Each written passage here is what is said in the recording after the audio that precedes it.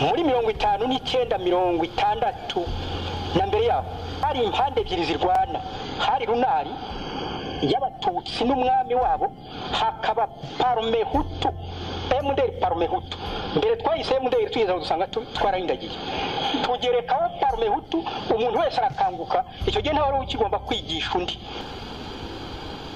Abahutu rero bari hano bakunda Kayibanda Giterane cya Mpaka n'abandi bankundama bashatse bamfasha tukabaha amashyi.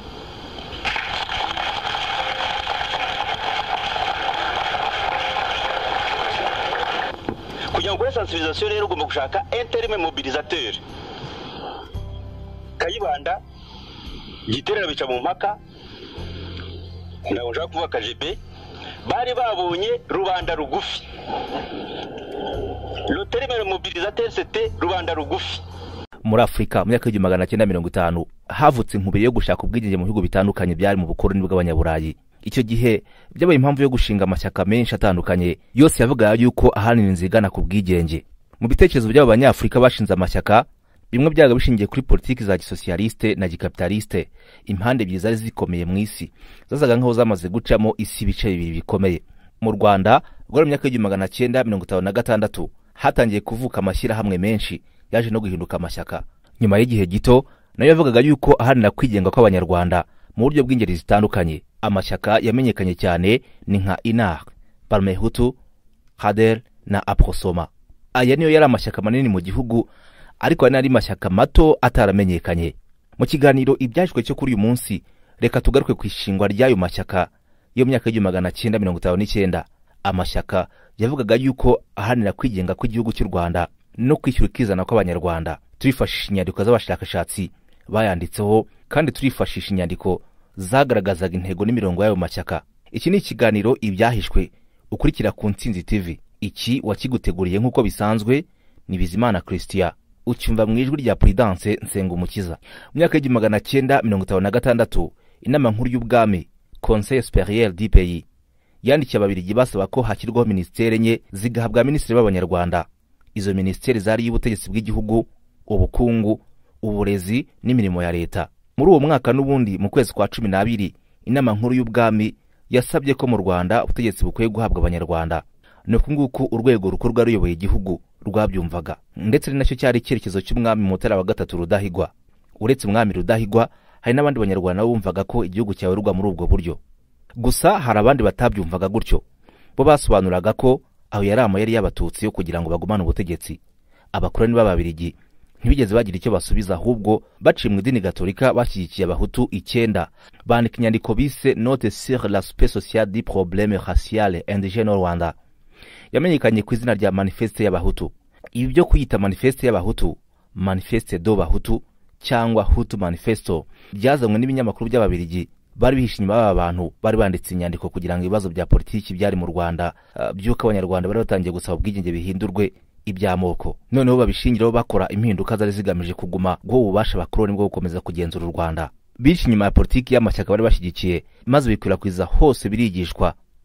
Abashakashatsi b'abanyamateka ntibabura kubigarukaho bavuga ko ibyari muri inyandiko byiswe Manifesto y'abahutu byari ibitekerezo bya Kayibanda na bagenzi be, kandi babyumvaga kimwe n'ababirigi. Ikindi bagaragazaga nuko iyi nyandiko ariyo ntangiriro y'ingengabitekerezo ya jenoside yagiye yimikwa mu Rwanda mu myaka ishize, kugeza nubwo igeze kuri jenoside yakorewe abatutsi mu 1994. Ku itariki ya 24 mu kwezi kwa gatanu 1957 inyandiko yiswe Manifeste y'abahutu yoherejwe vice guverneur w'Ububiligi wayoboraga koloni za Kongo Mbiligi na Rwanda Burundi bwana Jean Paul Arwa. Nawe yayigeje mu Bubiligi ayigeza ndetse ahantu hashoboka hose. Abantu 9 basinye kuri iyi nyandiko yamenyekanye nka Manifeste y'abahutu ni Kayibanda Gregoire, Niyonzima Mamiriye, Ndahayo Claver, Isidore Nzeyimana, Kariope Murindahabi, Godefroid Sentama, Sylvestre Munyambonera, Joseph Sibomana na Joseph Habyarimana bitaga Gitera.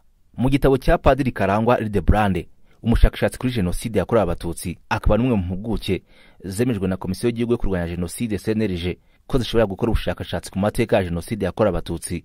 Mu gitabo cye yise imwe mu nkomoko za jenoside yakorewe abatutsi mu 1994, yagarutse ku mubano wa Diocese Gatolika ya Kabgayi yari yowe n'umusuwisi Musenyeri Andrea Perrode na parume hutu ya Kayibanda Gregoire.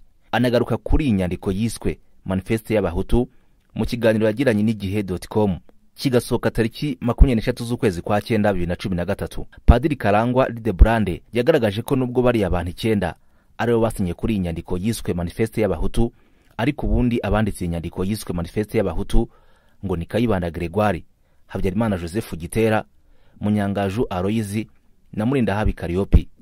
Imaze kwandikwa yaciye no mu biganza bya Padiri Arthur de Gemepe, Padiri Eugene Erenote wayoboraga ishuri rya Kristo Umwami Nyanza, Innocent Gasabwoya na Boniface Musoni. By'umwihariko inyandiko yashyikiwe bikomeye na Musenyeri André Perode. Ubwabyo Kariopi Murindahabi wagize uruhare mu kwandika no gukwirakwiza inyandiko yiswe Manifeste y'Abahutu, akaba yari n'umuyoboke ukomeye wa Parume Hutu, yari umunyamabanga wihariye wa Musenyeri Perode.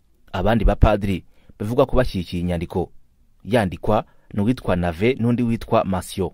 Mu 1959 hatangiye inkubiri y'amashyaka, n'ubundi ibitekerezo by'amoko nibyo byakomeje kugenderwaho mu gushinga amashyaka atandukanye. Abakoloni bemereye amashyaka ya politiki ko akorera mu Rwanda ku mugaragaro binyuze mu cyemezo cy'abakoloni cyiswe Ordonnance nomero 11/238 cyo ku itariki ya 8 mu kwa 5 1959.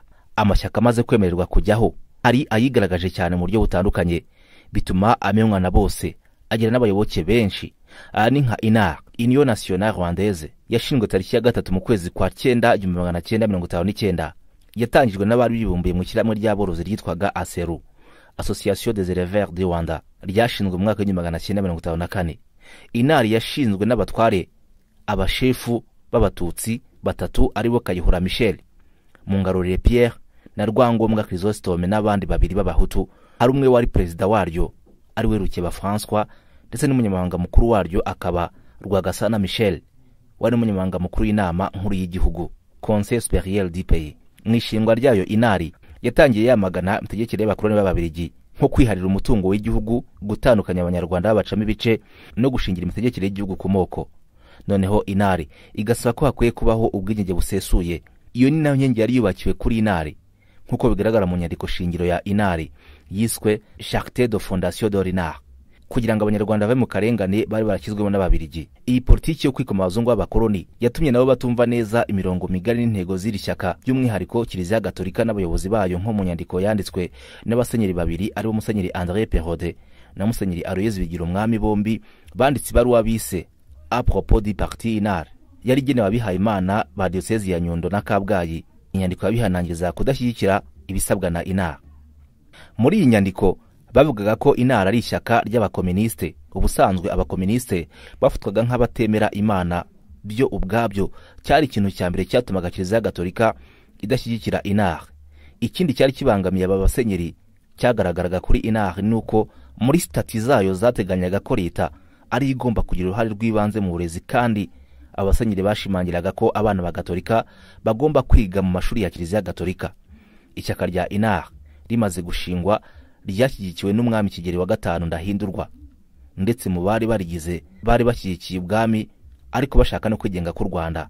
Iri shyaka ryarwanyije amatora y'inzego z'ibanze yo mu 1960, yakuyeho inzego zari zisanzwe z'ubwami nka chefferie na sous-chefferie, zigasimbuzwa za prefegitura na za komine. Gusa yitabiriye amatora y'inteko nshingamategeko yo mu kwa 9 1961, aho yabashije kubona amajwi 17%, yanganaga n'intebe 7 mu myanya 44 yagombaga kujya mu nteko nshingamategeko. Biturutse ku banyarwanda bahunze mu 1959 habaho ibitero by'inyenzi, n'ubundi abari bayoboye iri shyaka abarwanashyaka baryo bakomeye nibo bagarutse mu gitero cy'inyenzi. Bari barangajwe imbere n'uwahoze ari perezida wa INAR Rukeba François. Ibitero by'inyenzi byabaye urwitwazo kuri guverinoma ya Kayibanda rwo kwica abaturage b'abasivili b'Abatutsi mu bice bya Gikongoro na Cyangugu mu mpera z'umwaka w'1963. Mu kwezi kwa 12 k'uwo mwaka w'1963, uretse kwica Abatutsi, nanone hishwe abanyapolitiki benshi batavugaga rumwe na leta ya Kayibanda. Abenshi bari muri INAR, barimo n'umunyamabanga mukuru wayo Rwagasana Michel, wari nasi wabo wa Kayibanda Gregoire. Inyandiko nyinshi zigaragaza ko icyo gihe INAR yahise icika intege. Iyo ugiye kureba kuri Wikipedia, bo bahamya ko INAR yasenyutse mu kwezi kwa 12 mu 1963. Nyuma y'imyaka 2 gusa, mu 1965, Perezida Kayibanda yafashe icyemezo cyo gukora amashyaka yose mu gihugu hasigara ishyaka rimwe rukumbi rya MDR Parmehutu. U Rwanda narwo ruhita ruza mu mibare munini w'ibihugu byinshi bya Afurika byaburwaga n'ishyaka rimwe rukumbi muri ibyo bihe by'imyaka y'1960. Irindi shyaka tugarukaho ni HADER, Rassemblement Démocratique Rwandais. Iri ni ishyaka ryashinzwe tariki ya 2 mu kwa 9 mu 1959, ryashinzwe na Lazaro Ndazaro na Prosper Bwanakweli. HADER yakomotse ku ishyirahamwe ryitwaga Mouvement Démocratique Progressiste, ryari ryarashinzwe ku itariki ya 19 mu kwezi kwa 3 ku Kamonyi n'abatutsi bavuga ko bagamije iterambere progrès, ariko rishingiye ku idini Gatolika. Abashinze HADER barimo abahutu n'abatutsi. Abayoboke ba HADER benshi nabari barize muri groupe scolaire officier de Butare, ubahazwe nko mu kigo cy'indatwa n'inkesha. Bari bahuriye muri ndi shyirahamwe ryitwaga iry'abanyeshuri bize muri Astrida, Association des anciens d'Astride. Bari bayobowe na Bwanakweli Prosper, Ndazaro Lazaro na Etienne Rwigemera wari muri umuna w'umwami Rudahigwa. Intego z'ibanze za HADER yari iyo guharanira ko mu Rwanda habaho demokarasi ishingiye ku mubano mwiza n'ubwubahane hagati y'amoko. Ntabwo HADER yashoboye kugira abayoboke benshi nk'uko muri iyo myaka hari inkubiri y'amashyaka nka Prosoma na Parmehutu na INAR yasaga nk'ashingiye ku bwoko, niyo yari afite abayoboke benshi icyo gihe, bituma ibitekerezo bya HADER bitarabonye abashyigikira bahagije. HADER ntabwo yigeze ishyigikira ibitekerezo by'amacakubiri ashingiye ku ironda karere n'ironda bwoko nk'andi mashyaka. Tariki ya 27 mu kwa 12 kuri Nyamagumba mu Ruhengeri hiciwe bamwe mu bayobozi b'iri shyaka barimo Prosper Bwanakweli na Ndazaro Lazaro. Kimwe n'andi mashyaka yose yo mu Rwanda 1965, HADER nayo yavanweho, mu gihe MDR Parmehutu yari yemeje gusigara ariyo shyaka ryonyine rukumbi mu gihugu. Irya gatatu ni Parmehutu, Parti du Mouvement pour l'Émancipation du Peuple Hutu. Yashinzwe ikomotse ku ishyirahamwe rigamije imibereho myiza y'abahutu, Mouvement Social Muhutu, ryashingiwe Kabgayi mu kwezi kwa 6 1956 na Gregoire Kayibanda. Iri shyirahamwe ryari rishingiye ku bintu bibiri by'ingenzi: ubufatanye hagati y'abarigize ndetse no guharanira ko umuco n'inzego ziwushingiyeho bigana kuri demokarasi. Kayibanda Gregoire washinze iri shyirahamwe ntabwo yahise ajya mu nzego z'ubutegetsi bwazo, kuko perezida waryo yari Niyonzima Mamiriye, vice perezida yari Joseph Habyarimana, umwanditsi waryo yari Charles Murindahabi, naho mubitsi yari Joseph Sibomana. Aho iri shyirahamwe rihindukiye ishyaka bidasubirwaho, ryahise riyoborwa na Kayibanda Gregoire. Ku itariki ya 8 mu kwa 5 mu 1960, mu nama yabereye Gitarama, Parmehutu yahinduye izina iba Mouvement Démocratique Républicain Parmehutu cyangwa MDR Parmehutu. Mu magambo ahinnye nk'uko bigaragara mu nyito y'iryo shyaka, iri shyaka ryari ryimakaje kurengera inyungu z'abahutu gusa. Byinshi kuri MDR Parmehutu wabisoma mu gitabo cyanditswe na Sigisbert Musangamfura, mu gitabo yanditse mu 1989 akagiha izina ryitwa ngo Le Parti MDR Parmehutu 1959-1969. Mu 1960 MDR Parmehutu yatsinze amatora y'inzego z'ibanze, ndetse ku kigeranyo kiri hejuru cyane, kuko mu bakonseye 325 MDR Parmehutu yarifitemo abangana n'ibihumbi 2390, ni ukuvuga nibura ku kigeranyo cya 76.5%. Naho mu 1961 mu kiswe kamarampaka mu matora y'inteko nshingamategeko, MDR Parmehutu yegukanye imyanya 35 kuri 44 yahatanirwaga nibura ku kigeranyo cya 79%. MDR Parmehutu yatsinze amatora ishyigikiwe n'abakoloni b'Ababiligi ku buryo guhera mu kwa 6 1960 MDR Parmehutu yategekanaga n'abakoloni. Bigeze mu kwa 10 1961 hakirwaho guverinoma ifite ubwigenge bucagase, guverinoma d'autonomie, yari yobowe na Kayibanda Gregoire wari minisitiri w'intebe icyo gihe. Bigeze tariki ya 2 mu kwa 7 1962 u Rwanda ruhabwa ubwigenge na leta y'Ububiligi. Kayibanda ahita aba perezida wa Repubulika y'u Rwanda wa mbere, ndetse ku bwiganze bwinshi. MDR Parmehutu niyo yari ifite imyanya myinshi y'abadepite mu nteko nshingamategeko, ndetse n'abaminisitiri benshi muri guverinoma bavaga muri MDR. Nguko uko MDR Parmehutu, ishyaka ryavuga ko rirengera igice kimwe cy'abanyarwanda b'abahutu, cyageze ku butegetsi. Ku butegetsi bwaryo ryamenye amaraso y'abatutsi menshi. Ku buyobozi bwa MDR Parmehutu muri prefegitura za Gikongoro, Butare, Ruhengeri na Byumba, yewe no mu Bugesera barishwe. Gushyira abantu cyangwa igice cy'abantu mu mibereho ishobora kubabaza ubuzima bwabo ni kimwe mu bikorwa bigize umugambi wa jenoside. Mu 1965 MDR Parmehutu yakoye handi mashyaka isigara ariyo yonyine mu gihugu. Nyuma y'imyaka 8 ibyo bibaye, nayo yasenyutse burundu ubwo umuyobozi wayo Gregoire Kayibanda yerekwaga ku butegetsi muri kudeta yakozwe na minisitiri w'ingabo General Major Habyarimana Juvenal tariki ya 5 mu kwa karindwi mu 1973.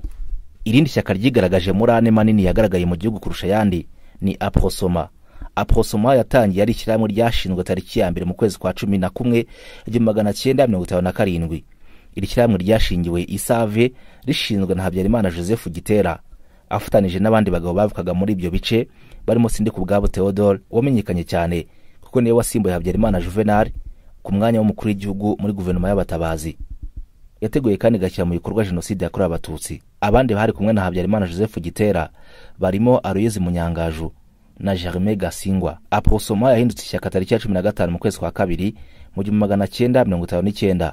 N'ubundi zina yatangiranye n'iryo niryo yakomezanyije no kugeza ibaye ishyaka. Rimaze guhinduka ishyaka, Habyarimana Joseph Gitera yahise umuyobozi waryo, Aloyse Munyangaju umunyamabanga mukuru n'umuvugizi waryo. Joseph Kanyaruka agirwa umunyamabanga mukuru wungirije, naho Gregoire Kayibanda utari mu Rwanashyaka wa Aprosoma akaba atari no mu nama ku munsi wo gushyiraho ubuyobozi bw'ishyaka agirwa umujyanama udasanzwe w'ishyaka Aprosoma. Ndetse n'ikinyamakuru Ijwi rya Rubanda Rugufi ryabaye umuyoboro w'umuyobozi waryo Habyarimana Joseph Gitera muri gahunda yo kwikwirakwiza politiki ishingiye ku macakubiri yo guheza abatutsi, by'umwihariko ubwo yakiraga hanze ikiswe amategeko 10 y'abahutu yavugiye mu ruhame muri mitingi y'ishyaka yari yabereye Ingoma muri Butare tariki 27 mu kwezi kwa 9 1959. Aprosoma yakomeje kugenda mu murongo umwe na MDR Parmehutu kugezaho naho yavanwe mu 1965. Kimwe n'andi mashyaka yose wari warayishinze, Habyarimana Joseph Gitera yaje kwinjira muri MDR Parmehutu mu 1967 ahita anagirwa umudepite mu nteko inshinga amategeko n'umwanya yagumye kugeza byibuze 1973 ubwo Kayibanda yavuga ku butegetsi. Nubwo amashyaka ane ariyo yamenyekanye cyane kurusha yandi, yagize n'abayoboke benshi mu gihugu, harimo n'ari mashyaka menshi ariko atarabashije kumenyekana. Muri ayo harimo ARD3, Association pour le Réveillement Démocratique des Batwa, ryashinzwe mu mpera z'1960. Iri ryari umufatanyabikorwa ukomeye wa Aprosoma. Hari kandi PAMPRO, Parti Monarchiste du Progrès, ryashinzwe mu kwezi kwa 5 mu 1961 i Butare muri Astrida. Hari MIR, Mouvement pour l'Union Rwandaise, ryashinzwe i Cyangugu. Hari MOMOR, Mouvement Monarchiste Rwandais, ryashingiwe ku Gisenyi. Hari IMAL, Union des Masses Rwandaises.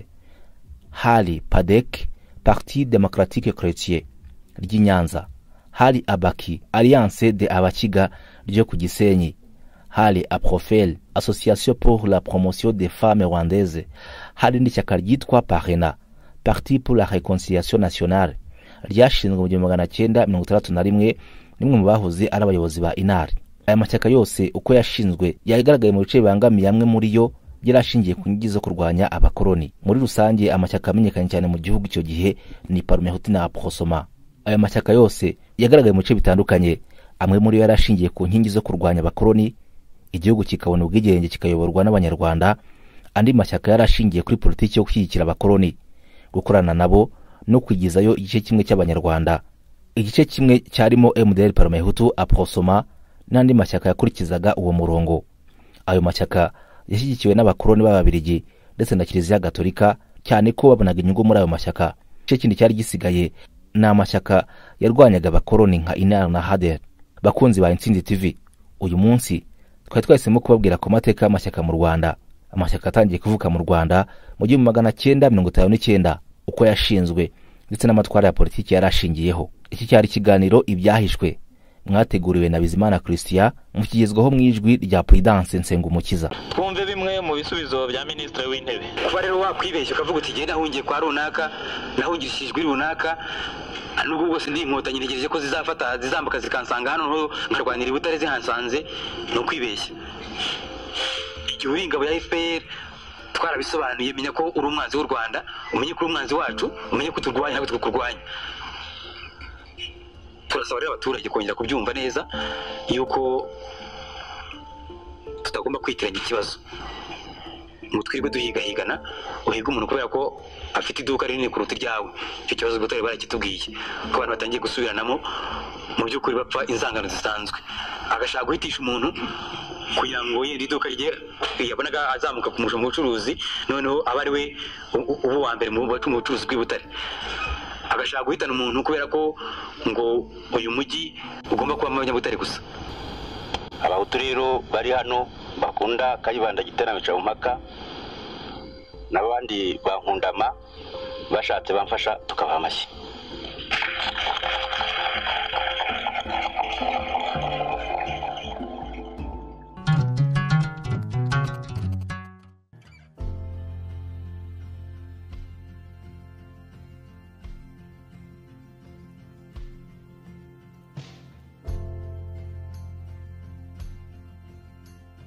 Ijambo ryo kwifuriza Minisitiri w'Intebe ikaze, umuyobozi wa kaminuza Bwana Ntahobari Maurice nawe yavuze muri make zimwe mu ngingo impuguke z'Ibutare zagiye zihurizaho ibitekerezo mu byo zagiye zishyikiriza guverinoma. Tumve ijambo ry'umuyobozi wa kaminuza y'u Rwanda. Nshimishijwe n'uyu mwanya mbonye wo kwakira nyakubahwa Kambanda Yohana, Minisitiri w'Intebe wa Repubulika y'u Rwanda, no kumushimira kuba mu mirimo myinshi afite yigomwe uyu mwanya wo kugira ngo aze aganire n'Abanyabutare barimo abakozi ba kaminuza y'u Rwanda. Nagira ngo mbasabe mu ntiza umurindi tumwereke ko twishimiye kumwakira dukoma mu mashyi.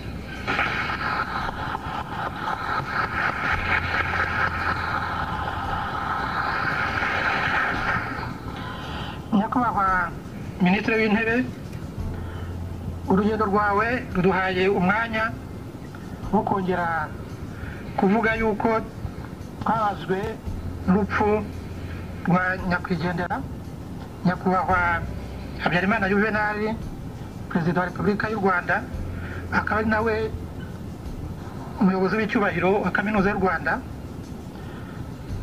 akaba yarivuganywe n'ababisha hamwe na mugenzi we nyiricyubahiro Ntaryamira, Perezida wa Repubulika y'u Burundi, akaba ari n'umwe mu barangije muri fakulite ya universite yacu. Uru rugendo rwanyu ruduhaye umwanya wo kugira ngo tubabwire tubikoresheje ijwi ukuntu kaminuza y'u Rwanda ishyigikiye inzego za Repubulika y'u Rwanda, cyane cyane Perezidansi ya Repubulika na guverinoma muyobora. Igishingwa guverinoma yanyu yihaye intego yo kuba mu byumweru 6 yasubije umutekano mu gihugu,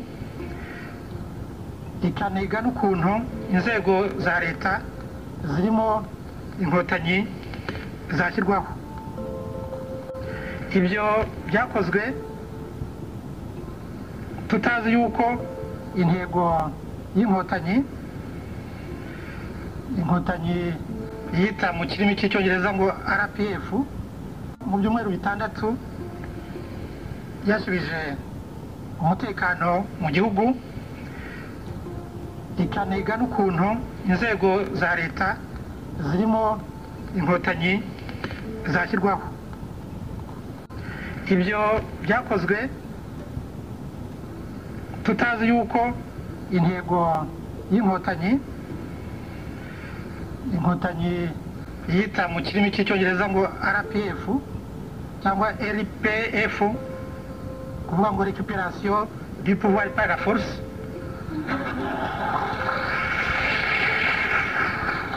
iyo ntego ntabwo yazirikanwaga. Nicyo gituma nkeka bitazorohera ikipe muyobora kuzuza neza intego mwari mufite muri ibyo byumweru 6. Ngakeka ko kandi mwarabitangiye bizaba ngombwa iyo ntego navuze mu gifaransa ya juste ni ukureba uko muyihindura mukayihuza n'uko ibihe turimo bimeze, ibihe twatewe n'umwanzi FPR Inkotanyi. Iyo ndebye uko abenshi mu bagize abakozi ba kaminuza bagerageje babinyuje mu nzandiko kubabwira icyo batekereza, nsanga nubwo bakoreye muri za ekipe zitari zimwe kandi batagombye kubanza guhura, hari ibintu bahuriyeho.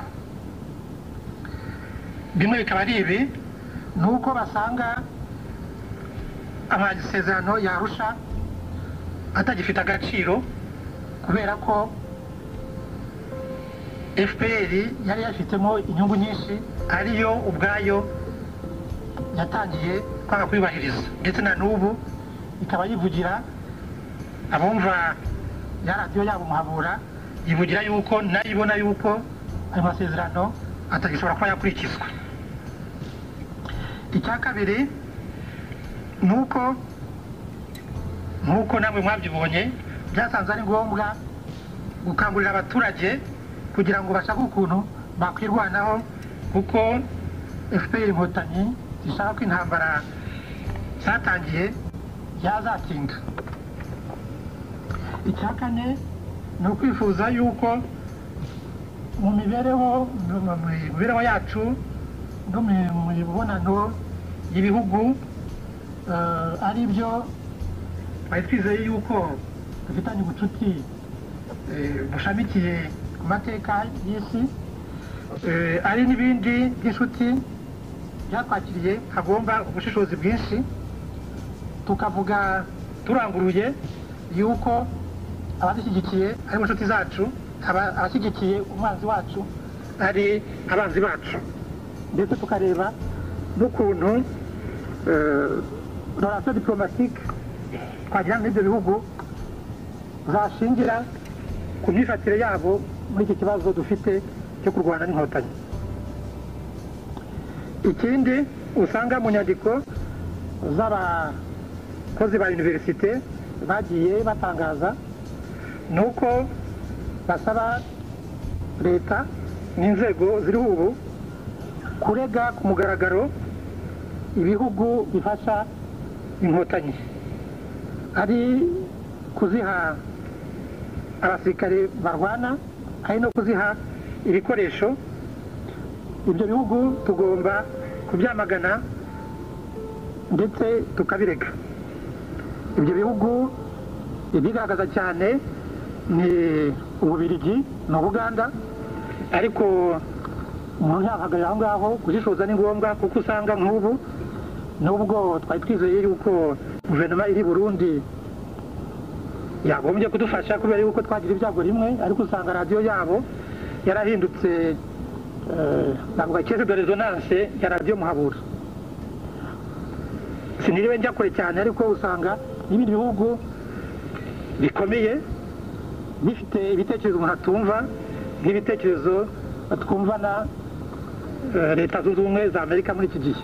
Tukaba twizeye yuko amahanga ibyo bitekerezo atazabyemera, kuko usanga ibyo bafite bibogamiye cyane ku nkotanyi. Ikindi navuga nasanze mu nyandiko no mu bitekerezo by'abo tuvugana abakozi ba kaminuza, ni uko izi nzego transitoire, izi nzego z'inzibacyuho, kugira ngo zizamare igihe kinini, uzasanga abanyarwanda bitadufitiye inyungu. Mu mateka y'u Rwanda ibyabaye muri coup d'etat y'Igitarama, iyo bitaba ubu ngubu sinzi aho igihugu cyacu kiba cyaragiye, sinzi uko tuba tumeze ubu. Ni ukuvuga yuko ni byiza kumva ibyo amahanga atekereza no kugerageza kubyubahiriza, ariko tugomba guteganya n'ikintu cyadukura muri iyi mishyikirano y'urudaca itagira ikigeraho. Nyakubahwa Minisitiri w'Intebe, ntabwo nagize icyo mvuga ku byerekeye ibyifuzo bya kaminuza kugira ngo ibe yatangira imirimo, kubera yuko mbona ko kaminuza ubwayo turabona igihe cyo guhuza inzego kugira ngo zigire icyo zibwira guverinoma, ariko turabiteganya muri iyi minsi, kandi tukabona n'umutekano utaraboneka uhagije ku buryo twavuga ngo kaminuza itangire ikore inshingano zayo zo kwigisha, zo gushakashaka no kugira akamaro abaturage. Zimwe muri izo nshingano tuzagomba gutegereza nko kugira akamaro abaturage, nuko mudafite umwanya muri ibi bitaro. Mwasanga ubu bitaro bya kaminuza byarahindutse nka hopitali militaire. Abakozi ba fakulite y'ubuganga ntibategereje ko tubahamagara, bahise ubwabo bibwira, baraza batabara imbabare, kandi bagerageza kubikora uko bashoboye, nubwo amikoro ari make nk'imiti n'ibindi, ariko bakora uko bashoboye. Ubwo rero igihe nikigera tuzababwira icyo tubategerejeho, kandi ndakeka ko mu ijambo muza kuvuga ibibazo bimwe navuze byagiye bizanwa na bamwe mu barimu n'abakozi, baza kubona umwanya wo kuba babisobanura bihagije mumaze kubashyikiriza ijambo mwabateganije. Ndatinze rero, nyakubahwa Minisitiri w'Intebe, nagira ngo bahe ijambo mubwire iyi mbaga iteraniye hano ijambo mwayiteganirije. Murakoze. Iryo ryari ijambo ry'umuyobozi wa kaminuza y'u Rwanda Bwana Ntawobari Maurice. Kuwa gatandatu tariki ya 14 Gicurasi, Minisitiri w'Intebe Bwana Kambanda Yohani yagendereye impuguke zo muri kaminuza y'u Rwanda i Butare n'izindi zituye muri uwo mujyi, azishimira inkunga zagaragaje zishyigikira guverinoma ayobora, zigezaho ibitekerezo byazo, zinashyigikira ingabo z'igihugu, bungurana ibitekerezo ku bibazo igihugu cyacu kirimo muri ibi bihe. Yaboneyeho n'umwanya wo gusura zimwe mu nkomere z'intambara abasirikare barwariye mu bitaro by'iyo kaminuza. Nyuma y'uko tubagezaho ijambo Minisitiri w'Intebe yagejeje kuri izo mpuguke n'iry'umuyobozi wa kaminuza yavuze, ubu noneho muri uyu mwanya twifuje kubagezaho bimwe mu bitekerezo n'ibibazo bamugejejeho n'ibisubizo byabyo. Nitwa Rwamukire Jeune, ndi umuganga, aba nkora mu ishami ry'ubuvuzi rya kaminuza y'u Rwanda, mu kigo cyaryo cyitwa QSP, ikigo kirebana n'ubuzima bw'abaturage, kikaba gikora imirimo itatu: kwigisha, ubushakashatsi ndetse no gukora no kuvura abaturage.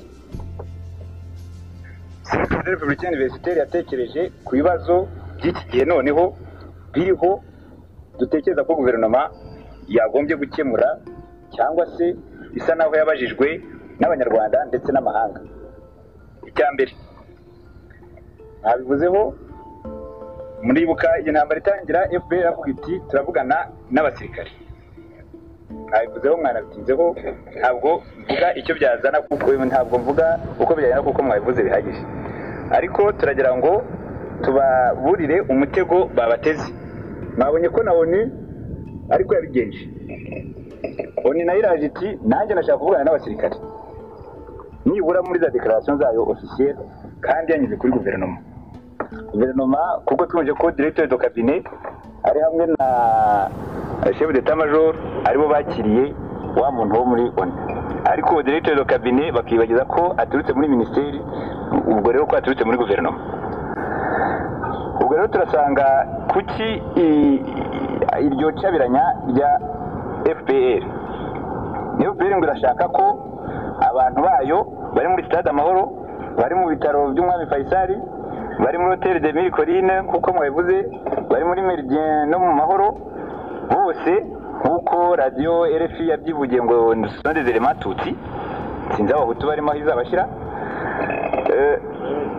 Ubwo yarabasize, bo baravuga bati FPR cyangwa se ibyitso byayo n'ibyivugira ko ngo abo bantu babohorwa, bazabohorwa bagehe. Ese bazabohorwa nyuma abandi FPR yo yagize ingwate ku Murindi n'ibyumba cyangwa Ikibungo, bo bazaba abandi? Abo muri Mille se cyangwa se muri Meridien barabaruta? Iyo mutego turagira ngo mumenye, kuko nkuko FPR isanzwe bigenza, irashaka kubohoza abayo nyuma ikamarira abacu ku icumu, yerekanye ngo kuri za televiziyo zo hanze ngo dore twebwe abantu turabafite, kandi tuzi neza ko imara kubafotora bamugani ikabamariramo za grenade. uwo mutego rero turasanga ko guverinoma iramutse yemeye ko abo bantu babohorwa nk'uko FPR byifuza ikabajyana, ni ukuvuga ko FPR izaba yavanyeho blocus abarwanyi bayo, kuko twe turemeza ko barabivuze na Radio Rwanda yabivuze ngo FPR irasa ku bindiro by'u Rwanda iturukije amasasu muri Stade Amahoro, aho ngaho muri Hotel Meridian n'ahandi.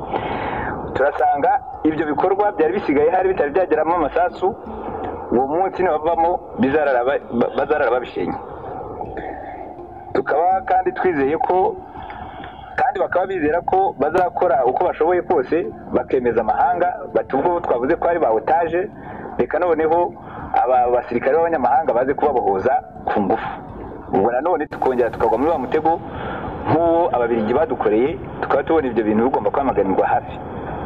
Icya kabiri ni uko FPR yizeye ko abo bantu baramutse babohowe nta kundi yabigenza, abo bantu ntibizajyana hahandi ivuga yafashe, kuko abo ishobora kubatuza ari abanyamahanga bayirwanirira. Icyo gihe riza bibonye abanyarwanda nibura baturutse mu Rwanda yahatuza bitayikomereye. Kugira ngo rwose sinshaka kurakaza abantu, njye nayemeza ko mu by'ukuri nta ngwate za FPR zihari, ahubwo ari FPR ishaka kwibohoza, kuko amayira yayibahaga intwaro n'ibiryo atangiye kwikomerera, bikaba rero biteye impungenge. Ikibazo cya kabiri mu byo twaje kubagezaho bwa minsi w'intebe, mwumvise ko ngo amaradiyo y'amahanga ari kuvuga ngo premier ministre désigné, kandi twebwe premier ministre désigné tuzi ko ari premier ministre déchu. No kuvuga ko yavuyeho kubera nk'uko twabivuze nta masezerano y'amahoro agihari, nta premier ministre rero, nta minisitiri w'intebe washyizweho ushobora kubaho. Icyo nacyo sinzi igitindaho. Icyo natindaho ni uko tuzi ko kuva ku itariki ya mbere z'ukwezi kwa 10/19 ntabwo mwabyivugiye, ntabwo twavuga ngo mu Rwanda habaye imvururu, kuko FPR aho zabaye hose ari intambara, hari bya bitero byayo shuma yagabaga. Icya kabiri ni uko ntuza abantu ba FPR bose bafashwe ku rugamba bavuga bivugira ko, ndetse n'ibyafashwe ku rugamba rwabo rwo mu Rwanda hose hari impapuro bandikiranaga, ari izandahiro zabo byerekana ko FPR yinjiye ingabo n'abaturage bose b'u Rwanda, ku buryo nibura ngo ifite abasirikari 5 bayo, yari ifite abasirikare bayo 5 kuri buri musozi. Ibyo ni FPR byivugira, ntabwo ariko tubivugira. Niba rero yararwanya abasirikare bayo 5 bo kuri buri musozi bakarwa ku rwamba, ntabwo ibyo ngibyo byakwitwa imvururu. Akari nayo mpamvu twasabaga bwana minisitiri w'intebe kugira ngo icyo kintu cyumvikane kimwe, abantu bose babungirije bajye bavuga nk'uko muvuga, ko kugira ngo bamwe bavuge imvururu, abandi bavuge ngo abaturage basubiranyemo, abandi bavuge mu gifaransa ngo hari za massacre ngo cyangwa za trouble. Turumva ibyo bintu atari byo, kuko mwebwe mwamaze kubidusobanurira. Ibyo twari twabivuzeho ngira ngo turabyihoreye, kuko twumvise nk'uko twabivuze twe tubyumva kimwe.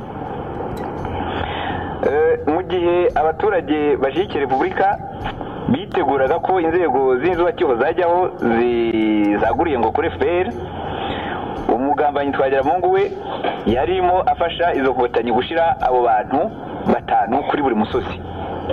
Ibyabereye mu Kidaho, mu Mutura, kuri Mutura, Ikirambo n'Ikinihirangara, Amabwisigiye cyangwa Nyacyonga n'ahandi murabizi. Ni plan zabo z'intambara zirabyerekana. Akaba mpamvu rero dutekereza ko Twagiramungu n'abandi bose basa nawe, ibyo bavuga ibyo ari byo byose bitagombye gutangaza uwo ari we wese uri muri iki gihugu, kuko uwo bakorera twamumenye. Ikibazo cya gatatu ni uko uwo mu minisitiri w'intebe ushaka kwishyiraho mu gushaka no gushyiraho iyo guverinoma mwavuze, nabyo ntaza gutindaho. Muri iki gihe noneho nta kintu ashobora kongera kuzabaza Repubulika y'u Rwanda, kuko Repubulika niba ari sinzi uko nayita, kuko igihugu cy'inkotanyi arimo ngira ngo kimuhagije, sinzi ikindi yagombye kubaza Repubulika y'u Rwanda. nk'uko nari nabivuze twizere ko imishyikirano uwo yaba ari we wese wayigira twizere ko izabera ku butaka bw'u Rwanda. Ikibazo cya kane twashaka kubagezaho bwana minisitiri w'intebe ni uko bwana recteur umuyobozi w'ikigo wa kaminuza y'u Rwanda yakibabwiye ni uko inshingano y'ibyumweru 6 mwari mwarihaye yo gushyiraho za nzego z'inzibacyuho zaguriye kuri FPR mu byumweru 6 bamugani tubona bitagishoboka kuko nta masezerano yarusha agihari. Gusa rero turasanga ahangaha twatanga umuganda ukurikira. Twizeye kandi turemeza ko mu Rwanda n'abakunda u Rwanda barurimo muri iki gihe nta myanya bakirwanira. Akariyo mpamvu gusa twe twifuza ko kugira ngo guverinoma ishobore gukora neza ari ku rwego nka CND cyangwa se na Conseil supérieur de la magistrature mwabirahari mwabihamagaza vuba bigatangira gukora, noneho bikabunganira kuzuza ibishoboka byose. Guverinoma yanyu ni y'abatabazi, si guverinoma y'amashyaka. Turagira ngo icyo kintu nacyo bishobotse bwana minisitiri w'intebe muzakivaneho, niyo mutahindura n'umuminisitiri n'umwe mufite, ariko icya kintu cyo kwitsitsa kuri y'amasezerano twakoraga kuko inkotanyi ziduturubitse biveho. Guverinoma ibe guverinoma y'ubumwe bw'abanyarwanda bose, ibe guverinoma y'abakunda u Rwanda bose, ibe guverinoma y'abaharanira ubusugire muri repubulika. Ibi rero byashoboka ari uko ibintu ngo byiswe protocole d'entente byo muri avril byo mu kwezi kwa 4 1992 bivuyeho, guverinoma yacu nk'uko perezida wacu tumufite bagashingira ku itegeko nshinga ryo mu kwezi kwa 6 1991. Ikibazo cya gatanu ni uko ku byerekeye defense civile uko bahita uko ariko kose Cercle des Républicains Universitaires de Butare itekereza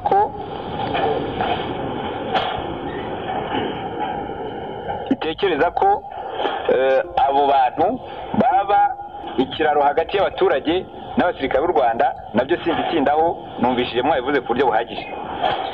Ikibazo cya gatandatu rero nicyo gikomeye. Ikibazo cya gatandatu ni bya bindi abanyamahanga batangiye kuvuga ngo barashaka gukora ikintu cya zone neutre ku mipaka y'u Rwanda.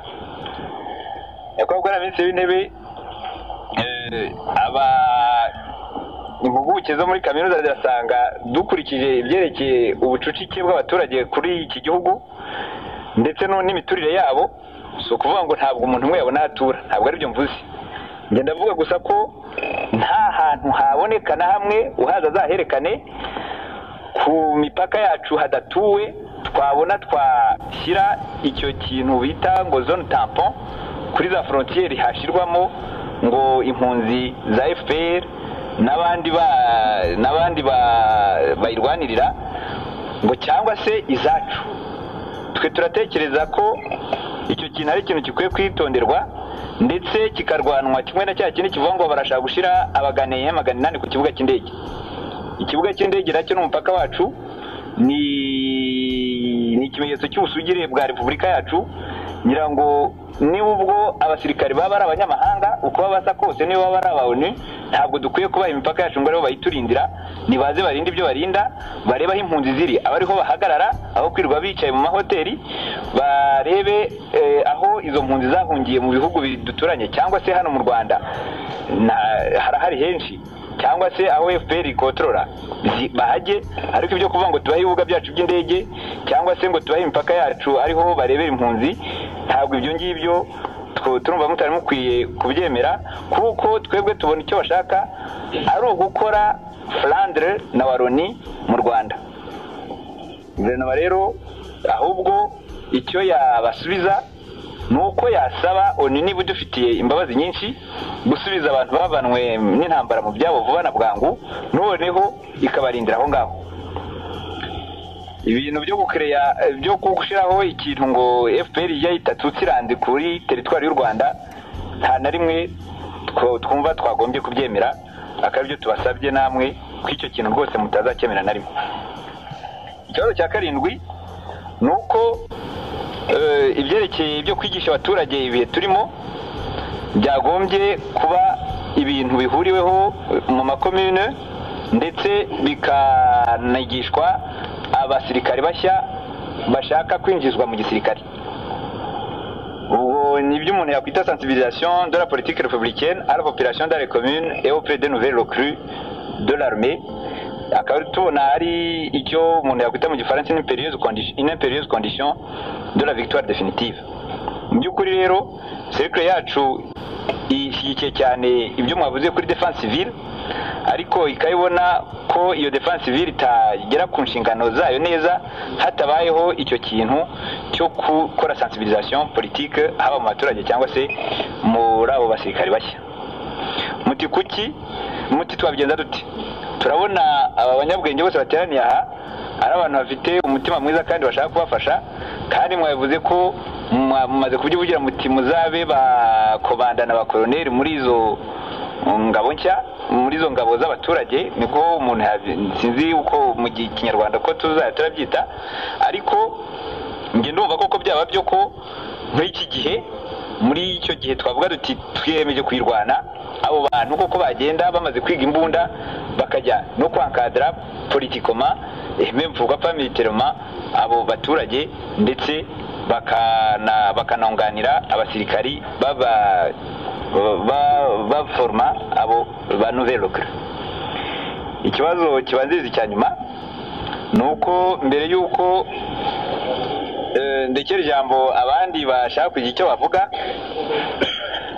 cercle yacu irabasaba Bwana Minisitiri w'Intebe ko nk'uko ubwanyu mwabyivugiye, amagambo y'abapoliticiens, y'abajournaliste,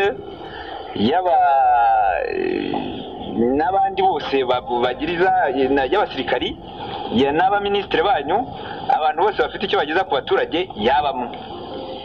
Ibyo tukaba tubibashimira cyane ku buryo mu gusobanura ibibazo by'u Rwanda ku buryo bwumvikana kandi buyunguruye, ariko tukaba dutekereza ko ibyo muvuga byagombye kubamo amabwiriza agaragara yahabwa abo ngabo maze kuvuga, cyane cyane ku bibazo bibiri bikurikira.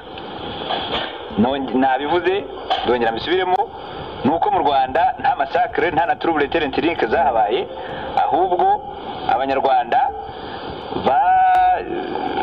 hamwe n'abasirikari birwanyeho bakoresha uburenganzira bwabo bwo kwitabara, bitabara barwanya aba FPR bari barinjiye mu gihugu hose.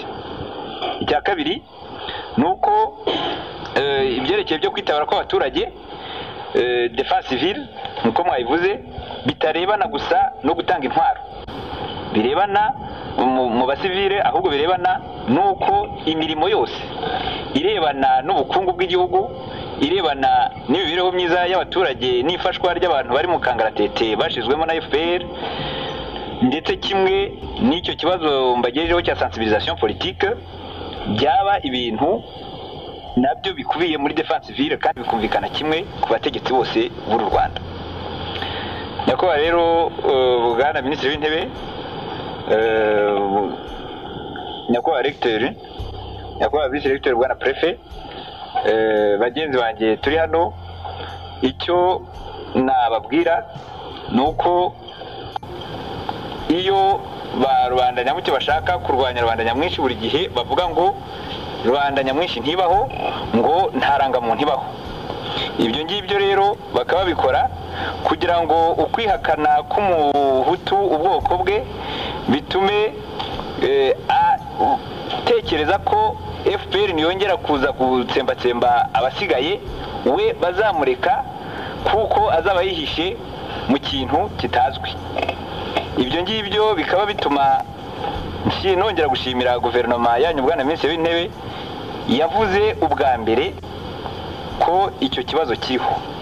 Gusa kandi cercle yacu yongeye kubashimira ko mwumvishe vuba kandi tukaba tubona mubifitiyeho ubushake n'ubushobozi buhagije ku buryo ikibazo cya defense civile kitazamara iminsi 30 kitari cyarangira mu Rwanda. Twumva na Dr. Nzitabakuze Yohani Bosco. Ikindi cya kabiri ni uko inyandiko ziba ari inyandiko ziba zifite n'ibintu ziheraho, ziba zifite na za illustration. Nifuzaga yuko nk'uko mwigeze kubitubwira ko hari ibimenyetso byinshi byagiye bifatirwa ku rugamba bikagaragarizwa rubanda, bikaba byafasha guverinoma ari imbere mu gihugu ari no mu mahanga. Ahangaha nagira ngo nibutse yuko intambara igitangira muri 90 kuko ibyo bintu twabikoraga, twarahuraga kenshi tukicara tukungurana ibitekerezo tukabyandika. Ibyo ngibyo byatumye mu mizo y'intambara ingabo zigarura morale. Mu byo twandikaga dushyigikira ingabo z'igihugu n'umugaba zagaraye morale, byatumye igitero cya mbere cyo muri October gikubitwa ishoro rwose kikambutswa Kagitumba. Ibyo ndabyibuka. Ikindi cyakozwe cyagize akamaro cyane ni uko inyandiko zakozwe icyo gihe inyinshi zagiye hanze, zatangajwe mu binyamakuru byo hanze mu mahanga, ari byo byatsinze inyezi inkotanyi mu ntambara y'amagambo zari zifite icyo gihe. Nitwa Mudenge Albert, nkaba nkora muri rectora ya Université ya Kaminuza y'u Rwanda, nkaba nshinzwe departement ngenamigambi, ni ukuvuga planification muri rectora. Nyakubahwa Minisitiri w'Intebe, yenda jya mbabaze ibibazo bibiri, akandi akaba ari kantu nshaka kubagezaho, ariko reka mbanze mbagezeho ibyo bibazo. Nk'uko uwambanjirije Dr. Rwamucyo bivuze, twumvise mu maradiyo mpuzamahanga ko Leta Zunze Ubumwe za Amerika zifuza ko haba ingabo mpuzamahanga ku mipaka y'igihugu cyacu, ku buryo bw'umwihariko ku mupaka w'u Rwanda na Tanzania n'umupaka w'u Rwanda n'u Burundi. Jewe ndagira ngo sesengure kurushaho ibyo le cercle des républicains yabagejejeho, nkumva aho harimo amayeri menshi kandi atari ukugira ngo gusa bakore zone tampon ngo habe wa mugani wa Dr. Rwamucyo wa Loni ngo na Flandre. Ye nkumva ahubwo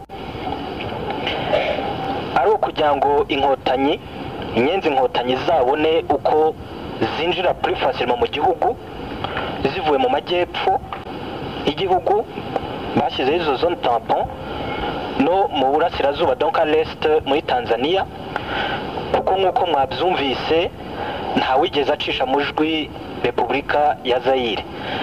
Ni ukuvuga yuko twaba twagoswe ku ruhande rwa Uganda, tukaba twagoswe ku ruhande rwa Tanzania, tukaba twagoswe ku ruhande rw'u Burundi. Nyakubahwa Minisitiri w'Intebe na guverinoma muyobora, niki muteganya kugira ngo icyo cyemezo gishobora kuzafatwa mu cyumweru gitaha i New York muri Leta Zunze Ubumwe za Amerika ku cyicaro cy'umuryango w'abibumbye, kugira ngo muzarwanye icyo cyifuzo? Nubwo bose bazakidutsindagira bakohereza izo ngabo, mbaye mbabwiye nyakubahwa Minisitiri w'Intebe ko abaturage batazagishyigikira, ku buryo ko n'izo ngabo niziramuka zinaje bazafatwa nk'abacanshuro bakorera umwanzi, mukaba mwumva icyo bishaka kuvuga.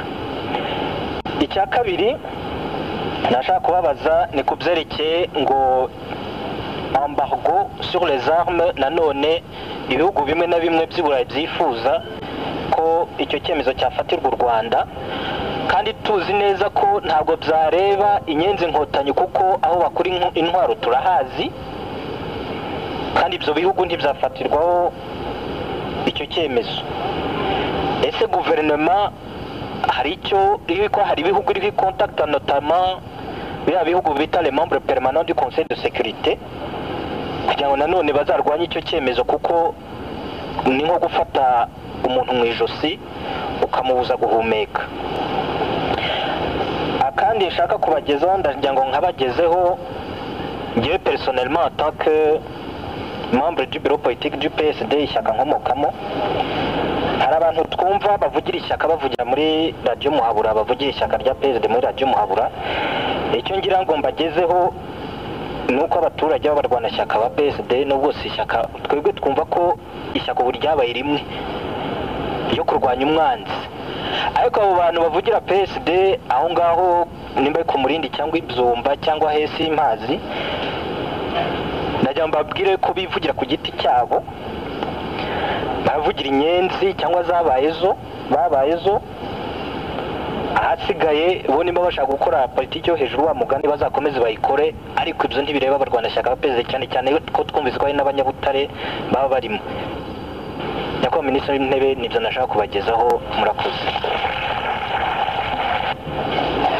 Nitwa Karemera Alphonse, ndi umuganga uvura amaso hano mu bitaro bya kaminuza, nkaba nshinzwe no kuyobora ishami ry'ubuvuzi.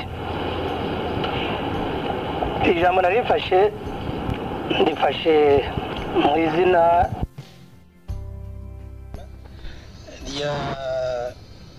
ya groupe des intellectuels du MDR bari hano mu mujyi wa Butare. Ntabwo rero mfata ijambo ry'amasaha nk'uko recteur yabidusabye. Ibyinshi ntabwo ari ibibazo, byari ibitekerezo, kandi uhagarariye Cercle des Républicains yabivuze bihagije, byinshi tubihuriyeho, ntabwo nabigarukaho rero. Mu byo twateguye rero hasigaye nk'utuntu tubiri ku byerekeranye n'intambara turwana na FPR inkotanyi, mu cyane mu magambo, kuko yo ku rugamba nuva mwayisobanuye bihagije.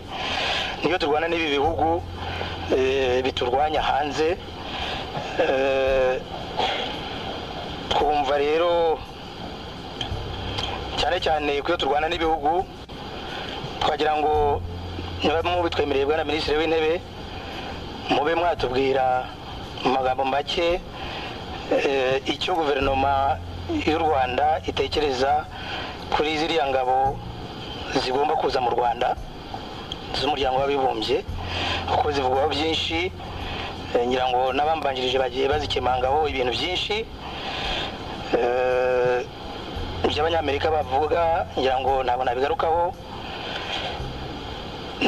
N'abagomba kuhizamo ngira ngo nabyo mwagombye kubitekerezaho. Gusa rero twasanze bishobora kongera gukurura izindi ngorane cyane zerekeranye n'uko abo twumva bavugwa ari abantu bakunze kuvuga ururimi rw'icyongereza cyane. Tugasanga rero abo bantu bashobora kugera mu Rwanda bakagira ingorane cyangwa se bakatuzeza ingorane zo kugira ngo tube twavugana nabo. Kugira ngo muzi ko igihugu cy'u Rwanda kivuga igifaransa cyane, kimakana ko nabazi icyongereza, tukavuga n'ikinyarwanda. Urumva rero ko hagomba kuba hari ingorane. Ikindi ntabwo twifuza yuko nk'uko inkotanyi zikunze kubivuga cyangwa ibyo bihugu biturwanya ko yaza ari guverinoma ari ingabo zije guhana, ko ari ingabo zije gufata abagizi ba nabi, ko ari ingabo zije gufata abari muri guverinoma. Twebwe tukumva yuko iyi guverinoma yacu igomba kureba ukuntu yamaganira ibyo bintu kure, igashyiraho akayo kugira ngo batazapfa kudutsindagira ibibonetse byose. Ikindi nagira ngo mbagezeho bwana Minisitiri w'Intebe mwavuze ariko kitari cyavugwa n'abambanjirije, ni intambara turwana imbere mu gihugu na FPR inkotanyi, cyane ku byerekeranye no kugarura umutekano mu baturage no ku bintu.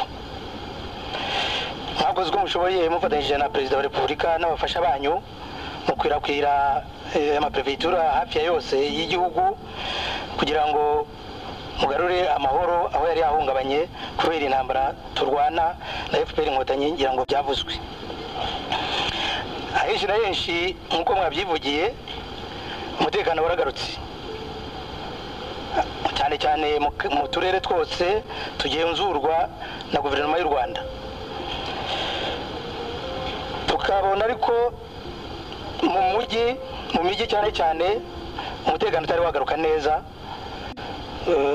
kurusha mu cyaro ho tubona abantu baritabiriye imirimo yabo, barasubiye ku misozi, barasubiye gusabana no gushyikirana, bakora amarondo mu bwumvikane no mu busabane, mbese ugasanga nta mwanzi wabameneramo uko ubu ngubu twumva bivugwa mu makomine no mu masegiteri yo mu byaro. Mu mijyi ariko ukajya ukumva ngo ahangaha bahishe inyenzi, ukajya ukumva ngo hirya yo kwa naka ngo bahatsinze icyitso, ukajya ukumva mbese buri munsi ntabwo bwakwira batavuze ko hari umuntu bafashe cyangwa se bafasheho ubugizi bwa nabi cyangwa ubugambanyi. Birumvikana yuko mu mijyi koko ariyo yibasiwe kubera nyine ibintu bihari n'uburiganya bwinshi bushobora kuba buhari. Ariko rero byatangaza kubona tugiye kumara tumaze ibyumweru 5 muri intambara, kumva nko muri uyu mujyi wa Butare harimo abantu bajijutse bari abanyabwenge badashobora kujya hamwe n'uko uyu mujyi ungana ngo bahige ibyo byitso bishire, noneho twe abasigaye base n'abagira umutekano. Ruzindaza Yohani Batista. Murakoze kuba mumpaye ijambo. Nyakubahwa Umubatiranganji w'intebe z'u Rwanda, mbanje kugushimira cyane, ndagushimira ijambo wavugiye ku Kibuye. Iryo jambo wavuze nasanze ari ijambo ryiza cyane, ryari riryoshye nk'iryo biti bibisi yabwiye Ruganzu. Biti bibisi amaze kubona ko Ruganzu yogoje u Rwanda, agenda arimbagura abahinza ahereye ijari akaza iruhande, akatsinda amahanda hande kugeza kuri Nyagakecuru. Biti bibisi we ntiyabyihanganiye, yatumye kuri Ruganzu, atumye Karema ka Muvunyi, aramubwira ati ugende ubwire Ruganzu ko ubigize agatebo ayora ivu, uti muzabonana. Abantu baramubwira bati wowe Biti bisi wabaye iki, ugiye kwigereza kuri Ruganzu, ati niba ari rwamukire azayinkubite ariko tuzabonana. Abantu barababwira ati wima igihugu amaraso, imbwa zikanywera ubusa.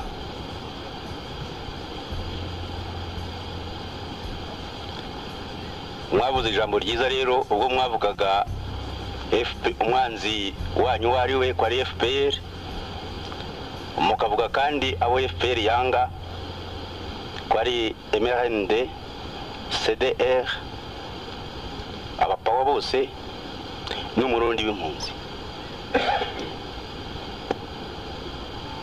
Ubwo ndizera ko abo bantu arabashyigikiye Kayibanda Giterana bica mu mpaka, bashyigikiye abo ngabo bazanye Repubulika, ko FPR aribo yanga. Hari icyo mwadukijije ubwo mwasobanuraga ko FPR yakwirakwije ingabo mu gihugu cyose, ko hari ibyo byatangiye gucukurwa. Sinzi niba hari wari ufite inshuti ye muri abo ngabo muri FPR nk'uko byagiye bigaragara mu bitabo bimwe na bimwe, ubigeze amubwira yuko hari ibyo birimo gucukurwa. Ibyo rero byari bigiye kuba nk'ibyo 56, aho batubwira ko Nkunda Bagenzi atubwira ko mu gitabo cye ku ipaje y'79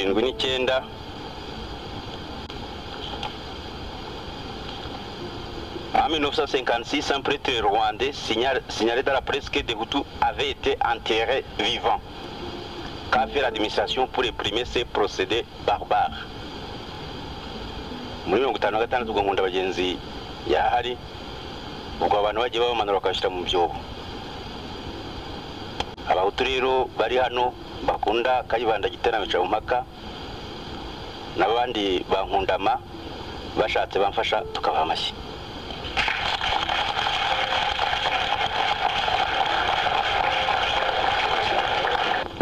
gusoza rero nagira ngo mbabwire akanyuma kandi na Karemera yifuje na Mudenge yagize icyo avugaho na Bosco byari bikuye mu magambo meza uyu ngo yatubwiye sensibilisation à la politique républicaine, kwigisha abantu gukunda repubulika. Kugira ngo ukore sensibilisation rero ugomba gushaka interme mobilisateur. Kayibanda Giterera bica mu mpaka ntabwo nshaka kuvuga KGB bari babonye rubanda rugufi. Le terme mobilisateur c'était rubanda rugufi. Iyo ngiyo niyo yatumye abatutsi batsindwa kuko rubanda rugufi nabo bose badihwaga bagirirwaga nabi ku buryo na Lazaro yaje kugira icyo bivugaho nawe bose bakagenda muri iyo terme ya rubanda rugufi bashaka kugira ngo bamuzamure. Abo muri ADR bagashaka kugira ngo habe monarchie constitutionnelle karinga biho habe monarchie constitutionnelle aparosoma nayo bikagira bya parme hutu ikagenda muri rubanda rugufi abantu bose bakaza ku 25 Septembre bakaza gutora gutyo. Ubu ngubu terme mobilisateur ni yishi kugira ngo mwese nkuko twabisabye mujye muvuga rumwe. Nenatekereje rubanda nyamwinshi ubwo mwazabyiga mugashaka uburyo mbese abantu bajya bagenda bavuga rumwe. Kayibanda na Makuza bavugaga rumwe bamagana uwo muntu ubamereye nabi. Mwuka discours yavuze muri 64 ipari muri rugari discours Kayibanda yavuze abwira abatutsi ati byo mukoze nibyo bibi nibyo bibakozeho kuba mwashatse gufata abahutu mukabashyira mu rugobo ari bazima. Nuwa bagishikiye inkotanyi amenye ibyo Rwabugiri yakoreye nyina abamubeshyeye ko atwite agashaka kumwicisha. Mumenye ibyo yakoreye Nsoro amuzaniye amaturo noneho kugira ngo amwakire akamwicira muri ayo maturo. Ni ibintu rero bikomeye cyane. Ndagira ngo ntihazajye ugira ubwoba bwo gutanga igitekerezo cye kubera yuko wima igihugu amaraso imbwa zikamwera ubusa. Murakoze.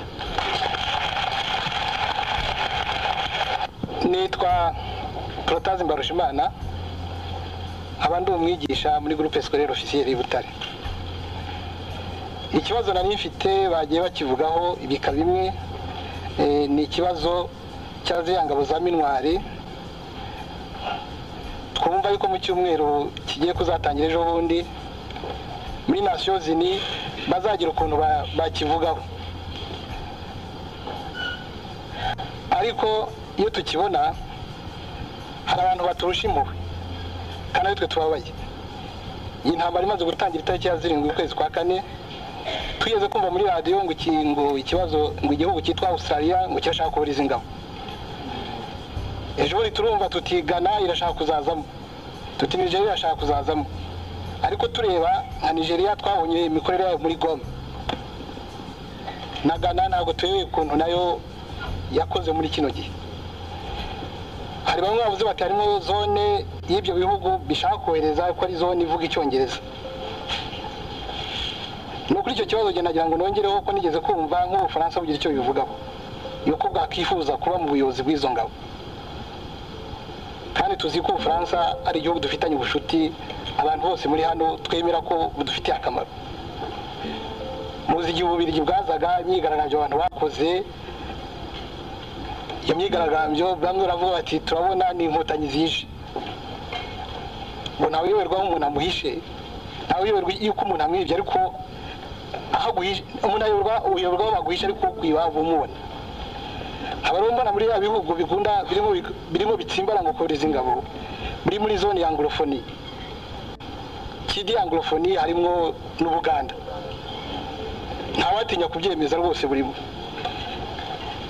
Ese ntabanza agakenga yuko bya bihugu mbere ko byasasangura ashaka kohereza ingabo, wa muntu tuburana yawe yaraciye inyuma akabibwira ati muvugire hejuru yuko muzohereza ingabo. Ese abantu duhujije amateka usibye nk'Uburundi tutangiye kubona ko butangiye kurugamira ku nkotanyi tutazi n'impamvu ituma Zaire yitanze. Kuri ikibazo cyacu cy'abahutu n'abatutsi na yampire hima ishaka kuzakora kuri Zaire ituma bageza no kubera iki.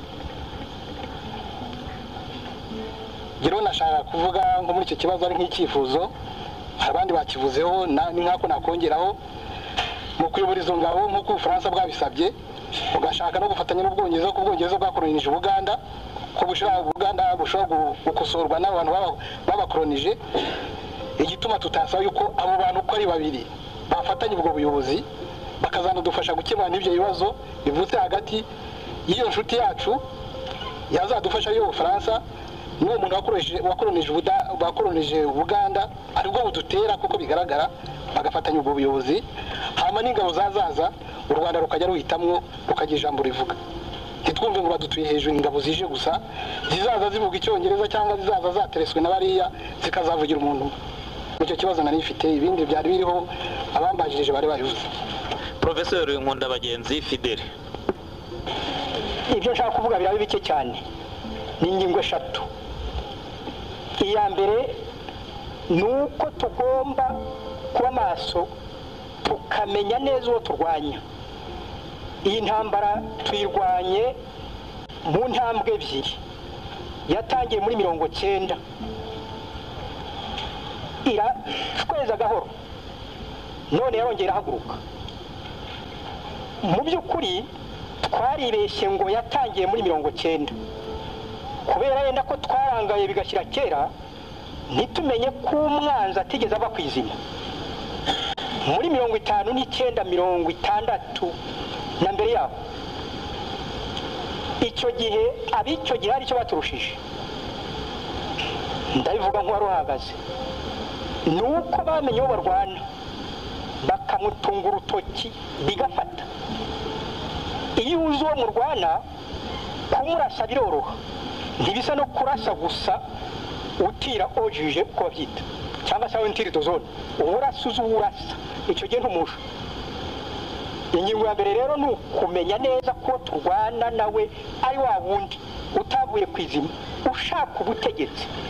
Ubutegetsi ntibusangirwa, urabugira cyangwa ntubugira.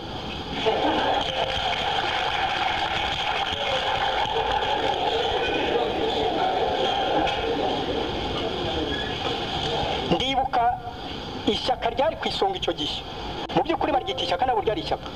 Hari impande ebyiri zirwana, hari runari y'abatutsi n'umwami wabo, hakaba parume hutu, MDR parume hutu.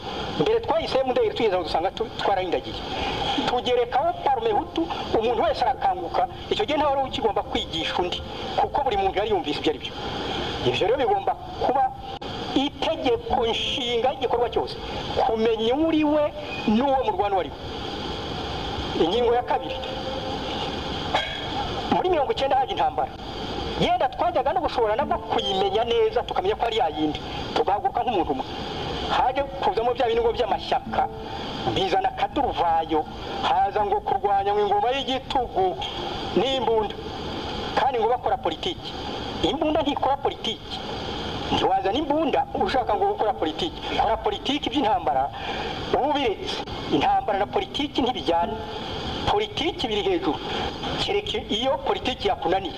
Uri icyo gihe urebye intambara yaje na politiki itaranatangira, amashyaka yaje nyuma, noneho baraturangaza bakaduruvayo. Nibwo FPR duciyemo ibice igira bayo bakayivugira imbere hano ngo turwanye ingoma y'igitugu ye, ikabiririmba abandi bakikiriza. Urumva rero icyo gihe bari bayihaye icyanzu irinjira ishinga imizi. Ingingo ya gatatu, ayo mashyaka rero ubungubu tugomba navuga ko umuntu yayacecekesha cyangwa se akayabwira icyo avuga, ntiyongere kujya avuga ibyo abonye ngo rice hariya ngo rifite uburenganzira bwo kuvuga. Ntabwo ufite uburenganzira bwo kuvuga ubusa.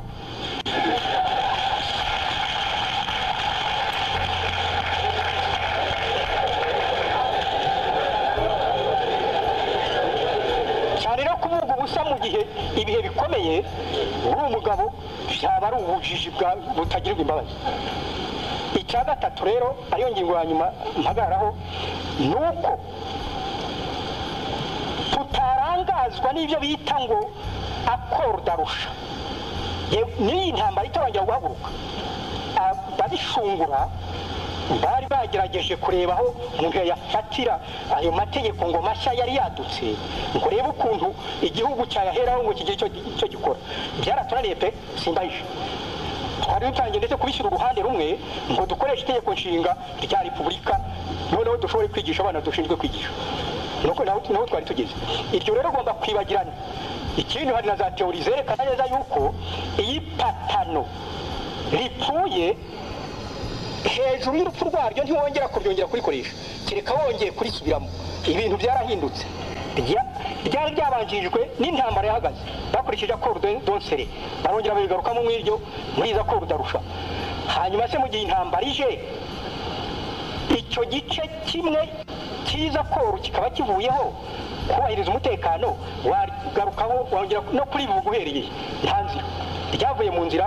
tugomba kuryibagirwa ntiruturangaze ngo guverinoma muyobora ihinduke inzibacyuho. apana, ntigomba kuba inzibacyuho, igomba gukora ibikorwa bidukura mu cyuho.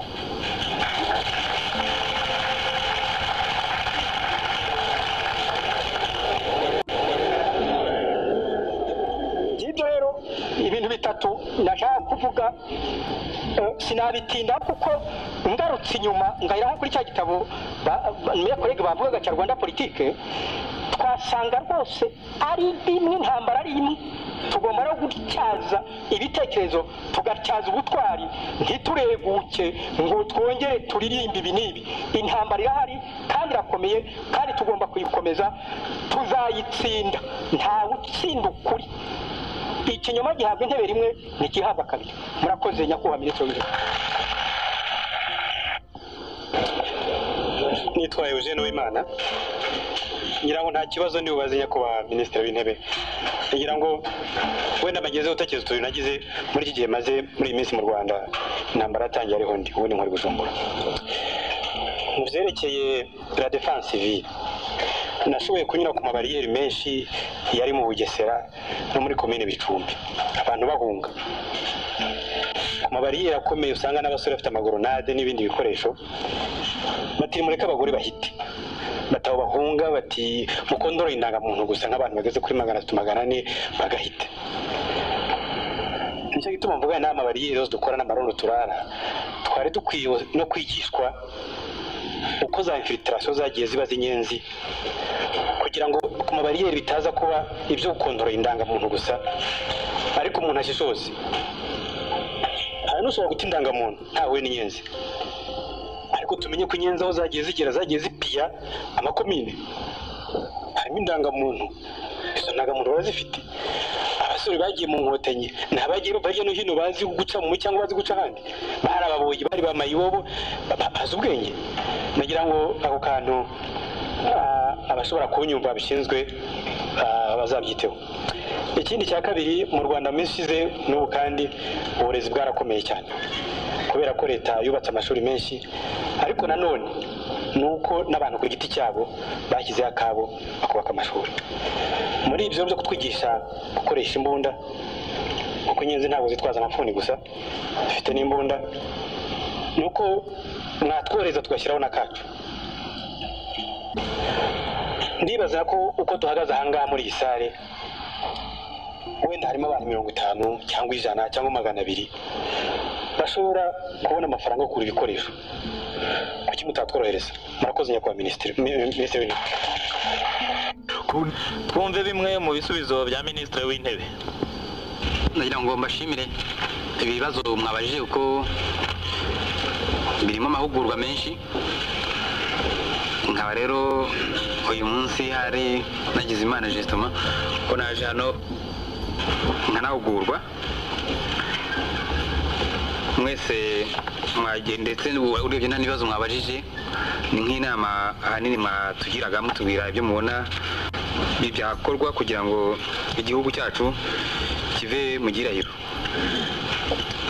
ndagaruka ku magambo make ku byo Dr. Rwamucyo yavuze, ariko mbanza kumushimira mu izina rya Cercle des Républicains muri université kubera ibitekerezo byinshi bagiye batugezaho. mu by'ukuri nk'uko yabivuze yumvise ko tubivomamo ibikorwa dukora muri kino gihe. ibitekerezo batugezaho ntawava ngo tubishyira mu bikorwa byose nk'uko baba babitugejejeho, ariko nawe ubwo yabyemereye dukuramo inyigisho nyinshi zidufasha mu gukora imirimo dufite ubu ngubu. ari nayo mpamvu nyine uko nabibabwiye ngitangira tuvuga tuti udutsinda nk'utwo ngutwo tubaye twinshi tukareba ibibazo binyuranye byafasha abagomba gufata ibyemezo muri guverinoma kujya babifata bafite mbese aho bashingira. Hari ibyo yagiye agarukaho nk'iya zone neutre iri bashaka gushyira kuri frontiere y'u Rwanda hagati y'u Rwanda na Tanzania no hagati y'u Rwanda n'u Burundi. Ni ikibazo nako kiduhangayikishije, ariko mu kwanga gisubize cyangwa se igihe kivugaho yagombye kureba muri rusange. Abazungu naho ni muri kuryo hari ikintu cy'ingufu bashaka kugenda nk'igitugu bakoresha, byarabonetse muri Somalia ndetse byaranabonetse no muri Liberia, bagashaka kuzana ingabo bo nk'uko bazishaka nk'uko bazumva batabajije abo baziha. Byaranabonetse no mu Rwanda, bazanye ingabo za minuar, abanyarwanda bavuga ati ndushaka ababiligi, abandi bati mwabashaka mutabashaka turabazana. Uko batashye mu Rwanda, uko minuar y'ababiligi yatashye mu Rwanda mwarabibonye, uko mbese na minuar rwayo yose yatashye byaragaragaye. Muri Somalia mwabonye ukuntu abanyamerika bavuze ko ngo bagiye gushyiramo ordre, bagashyiraho ubutegetsi bwemewe, bajyana y'ibibunda n'abasirikare benshi, ariko birabananira. Twumvise uko bagiye, ariko ntitwiye twumva uko batashye. Bagiyeyo bavugije ingoma, bahamagara abantu bose babamenyesha ko bagiyeyo, ariko mu gutaha bagiye bakora ibyo abanyarwanda bita kunyonyomba, bagataha badasezeye. Turahamya rero ko n'abandi bazibeshya bakibwira ko mu Rwanda waza ugashyiraho icyo wowe wifuza utabajije abanyarwanda, nabo bazataha nk'uko nguko. Baza babivuze ku maradiyo, bakaza babishakuje, ariko mu gutaha nabamenye ukuntu bazataha. Ibyo ngibyo twifuza ko abo bahurira mu mahanga bakajya impaka, bajya bibuka yuko abanyarwanda nabo bafite ijambo bagomba kuvuga ku bibareba. Aha nagira ngo mbamenyeshe ko Minisitiri w'ububanyi n'amahanga wacu ari bungu i New York, ku buryo hari ibibazo bigeze kwa bavuga ati se hari igikorwa ari nawe kugenda agerageza kumvikanisha ijwi ryacu, icyo twifuza. Ntitwanze yuko bashobora gushyiraho ingabo zahagarara hagati yacu na FPR kugira ngo wenda amasezerano y'amahoro cyangwa se amasezerano yo guhagarika imirwano abeho. Ibyo tunabigirira ko muri kino gihe FPR iyo ivuga ko itazishaka, iyo ruhanganye n'umuntu icyo yanze wowe uragifata, kubera ko ni intwaro nawe umurushije. FPR ivuga ko nta ngabo ishaka n'imwe, nta kintu yifuza na kimwe. Twavuga tuti twe turashaka izo ngabo ziza, ariko ntizize zije gushyiraho amategeko yazo zikaza zifite twabyumvikanyeho. Abanyamerika rero niba bavuga ko bashaka bifuza ko bakora kamwe mu isi ngo ni Tutsiland, bakibwira ko ari cyo kuba bakemuye ikibazo, niba abirigi bateza ko bashyiramo Flandre na Wallonie mu Rwanda, bakuvuga ko bakemuye ikibazo, usanga bose ari ukwibeshya. Nta Flandre izaba mu Rwanda, nta Wallonie izaba mu Rwanda, nta Tutsiland izaba mu Rwanda. U Rwanda ruzakomeza ruba u Rwanda, nicyo turwanira. Bitabaye ibyo ngibyo twavuga tuti baguma aho bari batuza abatutsi, ntabwo tuguma aho turi, ariko ntabwo byaba ari byo tubishaka.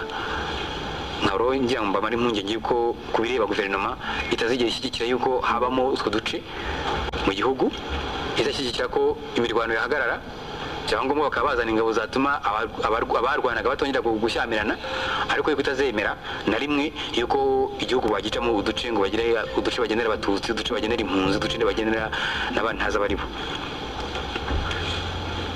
Kuyerekeye na aeroport naho ni kimwe.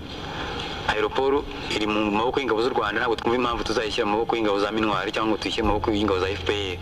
Igihe tuvuga ko tugomba kubohoza igihugu cyose, ntabwo ari cyo gihe twavuga ko twafata aeroport ngo tuyishyire mu maboko ya minuar cyangwa se tuyishyire mu maboko ya FPR nk'uko FPR bisaba. Birumvikana ko ibyo ngibyo ari ubuhenda abana, kandi ntabwo turi abana. Kubyerekeranye n'amasomo akwiye guhabwa abanyarwanda, ndumva ari icyifuzo cyiza mutanze kandi nawe twatekerejeho. Turateganya ko guhera ku wa mbere cyangwa ku wa kabiri tuzatangira isomo rya mbere tukariha abasirikare. hari inyandiko iri gutegurwa yo gusansibiriza yo kugira ngo twigishe abasirikare uko bakwiye tubasobanurira intambara barwaniye ariyo. Harimo abantu bamwe inkotanyi zaciyeho zitangira kumvisha abasirikare ko ntacyo barwanira, ko bazatsindwa, ko ndetse ngo abanyenduga bene wabo babishe bakaba barabamaze, ngo ku buryo ntacyo bakirwanira. Turashaka no kuzabaha isomo tukabereka uko nkuko mwabyifuje kandi nanjye numva ari byo, tugahera ku basirikare ko muri kino gihe tusanga ari bo tugomba kubanzirizaho, tukabasobanurira muri make amateka y'iki gihugu, tukababwira ingaruka mbi byagiye iki gihugu kiramutse kigaruwe na FPR byagira kuri bo ubwabo, kuko ntawe ugomba kwibeshya. Nta muntu ugomba kwibeshya ngo FPR nifata iki gihugu hari umusirikare n'umwe izasiga. Nta kuntu yamusiga. Twabaye lisiti yuko nta mutegetsi n'umwe isiga higeze muri segiteri, kuva ku bacamanza bo muri kanto kugeza ku baturage bifashije. Ntitwumva ari ukuntu n'umusirikare uwo ari wese yakwibwira ko FPR ifata ubutegetsi we izamwihorera. Abakeka ko yaba FPR igira umutima w'impuhwe ati twebwe harazatubabarira, ni abatabona gahunda zayo. Niba ushaka gufata ubutegetsi se wabufata ute usiga ingabo zakurwanyaga? Izo ngabo zakurwanyaga ugomba gukora uko ushoboye zose ukazitsemba kandi ntibazabitinya. Ibyo bintu tugomba kubisobanurira abasirikare, tukabereka ko igihugu basigiwe n'abasekuruza n'abasekuru badashobora kukigurira abantu kubera ko bababwiye amagambo babahaye. Tumwe n'isi duhenda abana, bazababwira amagambo babasubize ku bucakara, kandi ntabwo ari ibanga niko bazabigenza. Kwirebye aho baca hose, aho banyuze hose, bagenda babaririza ngo wowe nta musirikare, nta muhungu wawe waba uri mu ngabo, niyo uri umubyeyi w'umuturage usanzwe.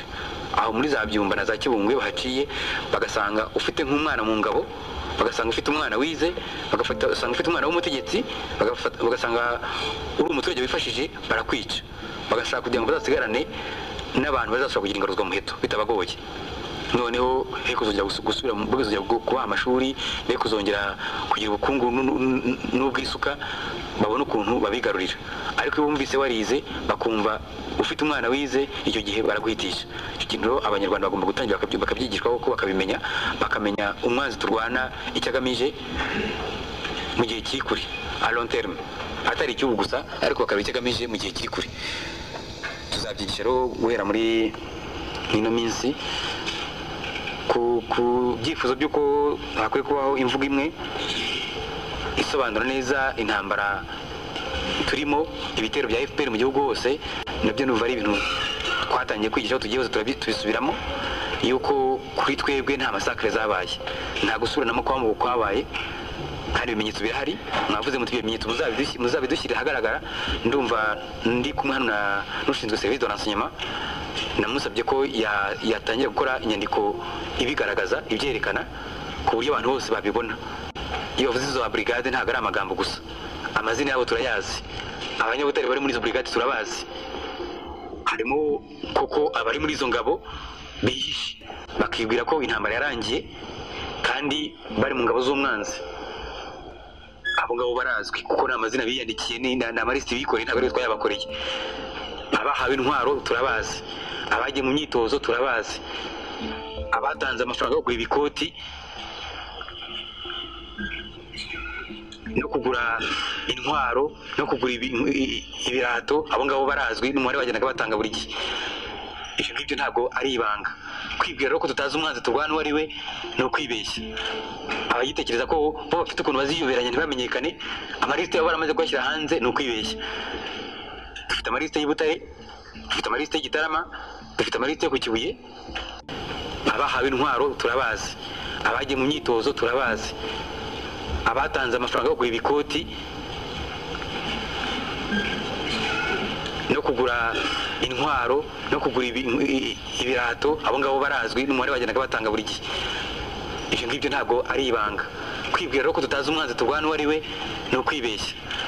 Abayitekereza ko bo bafite ukuntu baziyoberanya ntibamenyekane, amalisiti yabo baramaze kuyashyira hanze, ni ukwibeshya. Dufite amalisiti y'Ibutare, dufite amalisiti y'Igitarama, dufite amalisiti yo ku Kibuye. tumaze kunuze ku nyandiko ziremereye z'i Kigali, ubwo rero gutekereza yuko umuntu w'inkotanyi w'ingabo ya FPR atazwi ngo hari ukuntu azihisha akabona aho yihisha ntamenyekane ni ukwibeshya. Ni naho duhera tuvuga tuti abantu bagomba kureka gukomeza kwitiranya umwanzi n'ubwoko n'ubu cyangwa n'akarere kanaka. Ubw'umwanzi azwi akaba afite liste yikoreye ubwe, akaba afite amafaranga yitangiye ngo agura intwaro, ubu ngubu niwe tugomba kurwana nawe. Tukareba kurwana n'umuntu uko ari umututsi, kuko ari umunyenduga, kuko ari umukiga, kuko ari umutwa, kuko ari iki. Tukarwana n'umuntu w'inkotanyi. Ndetse abo ngabo bihisha, ibyiza nuko basanga izindi ngabo zabo ku rugamba hakiri kare. Twakomeje kubibabwira, tukabwira ko niyo amahanga yaza ari ibihugu magana angahe, igihe cyose intambara tukirwana, urwanira i Butare, urwanira ku Gikongoro, urwanira ku Kibuye, ntatandukanye n'urwanira ku Murindi, ntatandukanye n'urwanira i Kibungo, ntatandukanye n'urwanira mu Bugesera. Ibyo bikumvikana. Keretse igihe azashyira amaboko hejuru akavuga ati igihe we nari narabateye, none intambara igenda yihagaritse mbivuyemo, agafatwa nka prisonnier de guerre. Nawe prisonnier de guerre afite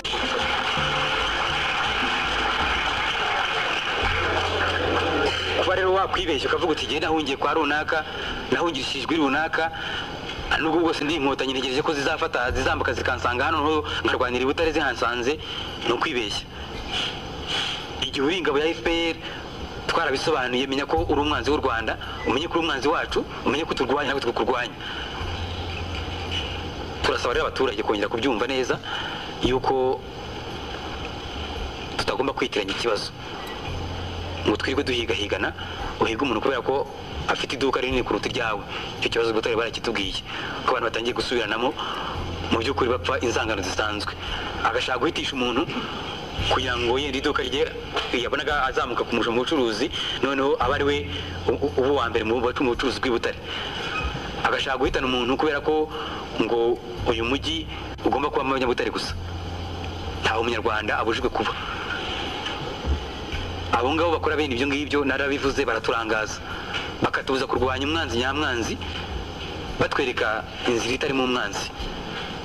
Baba baturangaza kuko niba batangiye kuvuga ati uyu mujyi nzabamo ndi umunyabutare gusa, bariya bakomoka i runaka, bakomoka i Gitarama, bakomoka mu Ruhengeri, bakomoka i Gisenyi, si bashaka i Butare, ubu ngubu ni ingabo y'umwanzi, ntatandukanye n'ingabo y'umwanzi. Ahubwo mujye mumushyikiriza ubutegetsi hakiri kare, kuko ubu ngubu arashaka kuba amacakubiri. Ya guverinoma mwavuze y'ubumwe igatangira igasubiranamo, kuko niba uzica umunyaruhengeri, umuminisitiri wo mu Ruhengeri azabura kuvuga ati mbese Butare ko batangiye gutwikira abantu, noneho bya bindi turimo ni bwoko kibyo turakorera iki. Ubu rero arakorera FPR, ubu ni inkotanyi ntatandukanye n'izindi. Aradutesha igihe, akadutesha umurongo, akatubuza gukurikirana umwanzi, ahubwo we arwanira munsi y'ameza, arwanisha amagambo, yenda ari nabo ngabo bagenda nijoro. Perefe yashyizeho umukwabo bakawurengaho. Twavuze ko ubutegetsi butagomba kujenjeka, ntabwo twifuza rero ko perefe yakwemera ko bamuvugiramo. Niba yashyizeho itegeko agomba kwihara moyen yo faire appliquer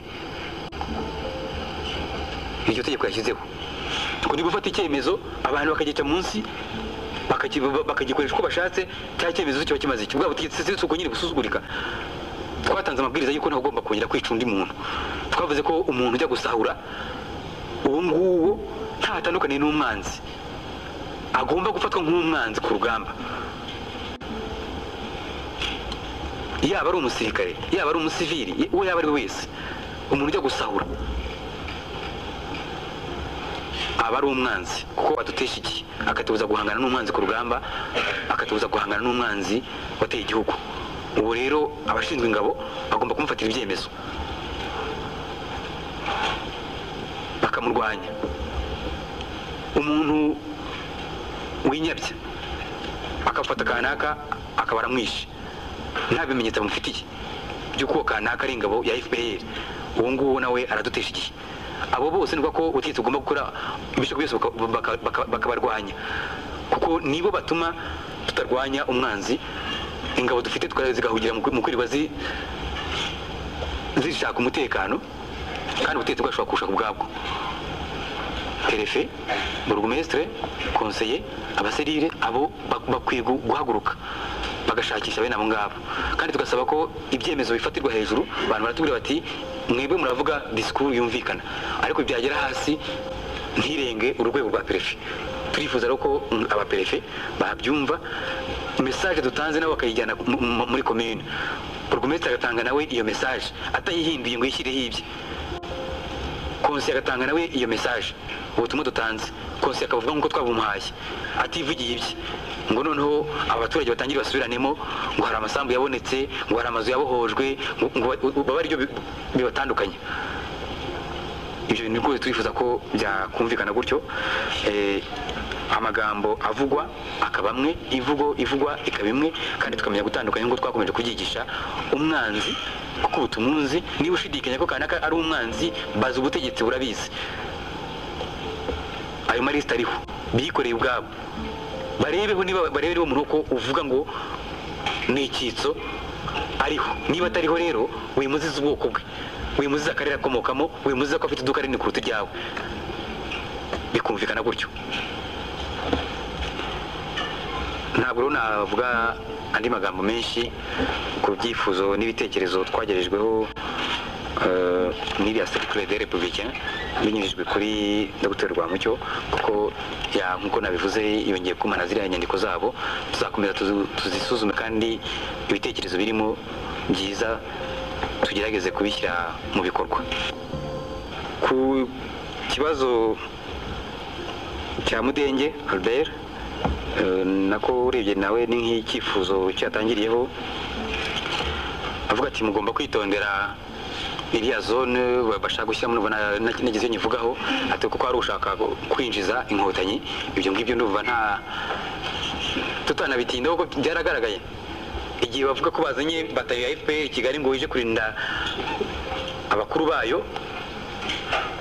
Turemeza ko iyo batayo itaza kuza i Kigali nta ntambara yabaye muri uku kwezi kwa kane, kubera ko abo bose baje bibyitso, infiltration yabaye bitwaje iyo batayo y'abantu 600 bari i Kigali.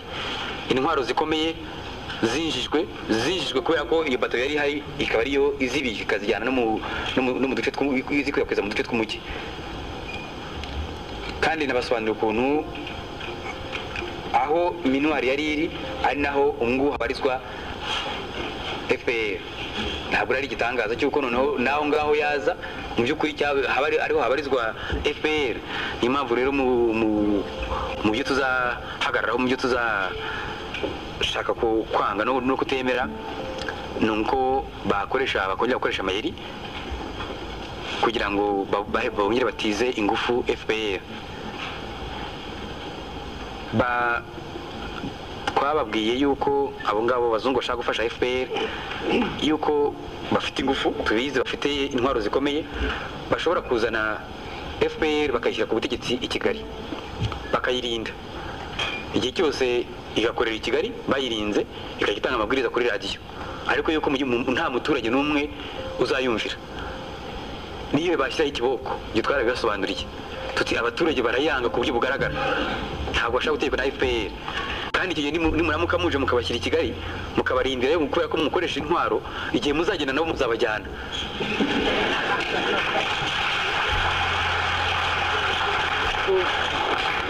Abanyarwanda ntabwo bazigera bemera gutegekwa na FPR. Ibyo ngibyo twarabibasobanuriye, dushaka ko babyumva, bakumva ko aho ibintu bigeze. Abanyarwanda barahumutse, barumvise, barabonye, nta muntu uzongera kwiyoberanya ngo acabiranye avuge ngo ugewe mu by'ukuri ngo abaturage barankunda batamukunda. Twabasobanuriye ko harimo abantu bajya gukora mitingi bakagenda muri ntunze muri blend ngo kugira ngo adahura n'abaturage bakamukubita ngo bakamugandagura. Tugatekereza ukuntu umuntu yajya kwibona n'abayoboke be akagenda muri blend. Bagoti abo ngabo kuki mutabonaga ko abo bantu nta muntu bashyigikiwe namwe mwenyine, kandi bashyigikiwe n'akarimi konyine n'amagambo gusa, kuki mutabibonaga?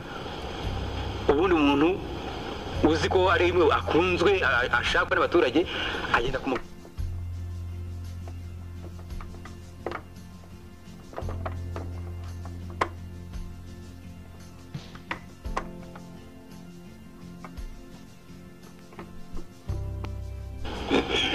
ugenda ukoresha inama nk'iyi ngiyi, ujye muri prefecture ukoresha inama, ujye muri komine uvuga ngo abaturage baragukunda, bagukunda bateze, uba warabipimiye yese, ubonye ibyo wakoresha n'amatora, nubwo umenye ko uwo muntu bamukunda, utari kuti mugomba kumwemera, uti FPR ni kwa ikibazo cyanyu kizakemuka nuko FPR yajya ku butegetsi, urinde se wowe bumva ko ababiriki iyo bavuga ko bazahumeka ariko abanye FPR igeze ku butegetsi bazayimazaho igihe kingana iki? ijambo ndangirizeho ibyerekeranye na defense civile, biriya tumaze iminsi twigisha yuko abaturage bagomba kwirwanaho. Twarasobanuye tuvuga ko bidashoboka yuko miliyoni 7 z'abanyarwanda zavanwa mu gihugu n'agatsiko k'abatutsi bakomotse ku nyenzi, bakaba bari abenshi bari Buganda. Abanyarwanda ikintu bagomba kugisobanukirwaho, ako gatsiko ntigashobora kuza ngo kadukure mu byacu, kadukure mu mazu yacu, kadukure mu masambu yacu, tujye mu mahanga tujye kwangara ngo bo baze bicare mu gihugu. Kugira ngo rebe bishoboke nuko buri muturage wese yakwiyumvisha ko umutekano we n'umutekano w'igihugu cye bimureba. Namwe nyabwenge, umutekano wanyu, umutekano w'igihugu cyanyu urabareba. Ntuzumve ko umusirikare yarwaniye intambara wenyine ngo ayitsinde utamufashije. Ntuzibwire ko abagomba kurara amarondo ari abo bamwe bakunze kwita abaturage, bari abahinzi borozi bonyine. Irondo ahubwo rirakureba we umunyabwenge, kuko niwo ufite ubushishozi buhagije bwatuma umenya umwanzi ahanyuze. Ntuzibwire ko kurasa imbunda ifite ubuhanga buhanitse burengeje ubwo ufite mu mutwe wawe. Niba barafashe abakarasi i Kigali bakabajyana mu Mutara, bakabajyana i Bugande, bakaza bitwa ba majoro cyangwa se ba kapiteni mu Nkotanyi, nta mpamvu twebwe tutafata abashakashatsi, abaprofeseri n'abanyeshuri muri kaminuza ngo tubigishe nabo bahinduke ba majoro, bahinduke ba koloneli, mbese babe ingabo. Ibyo ngibyo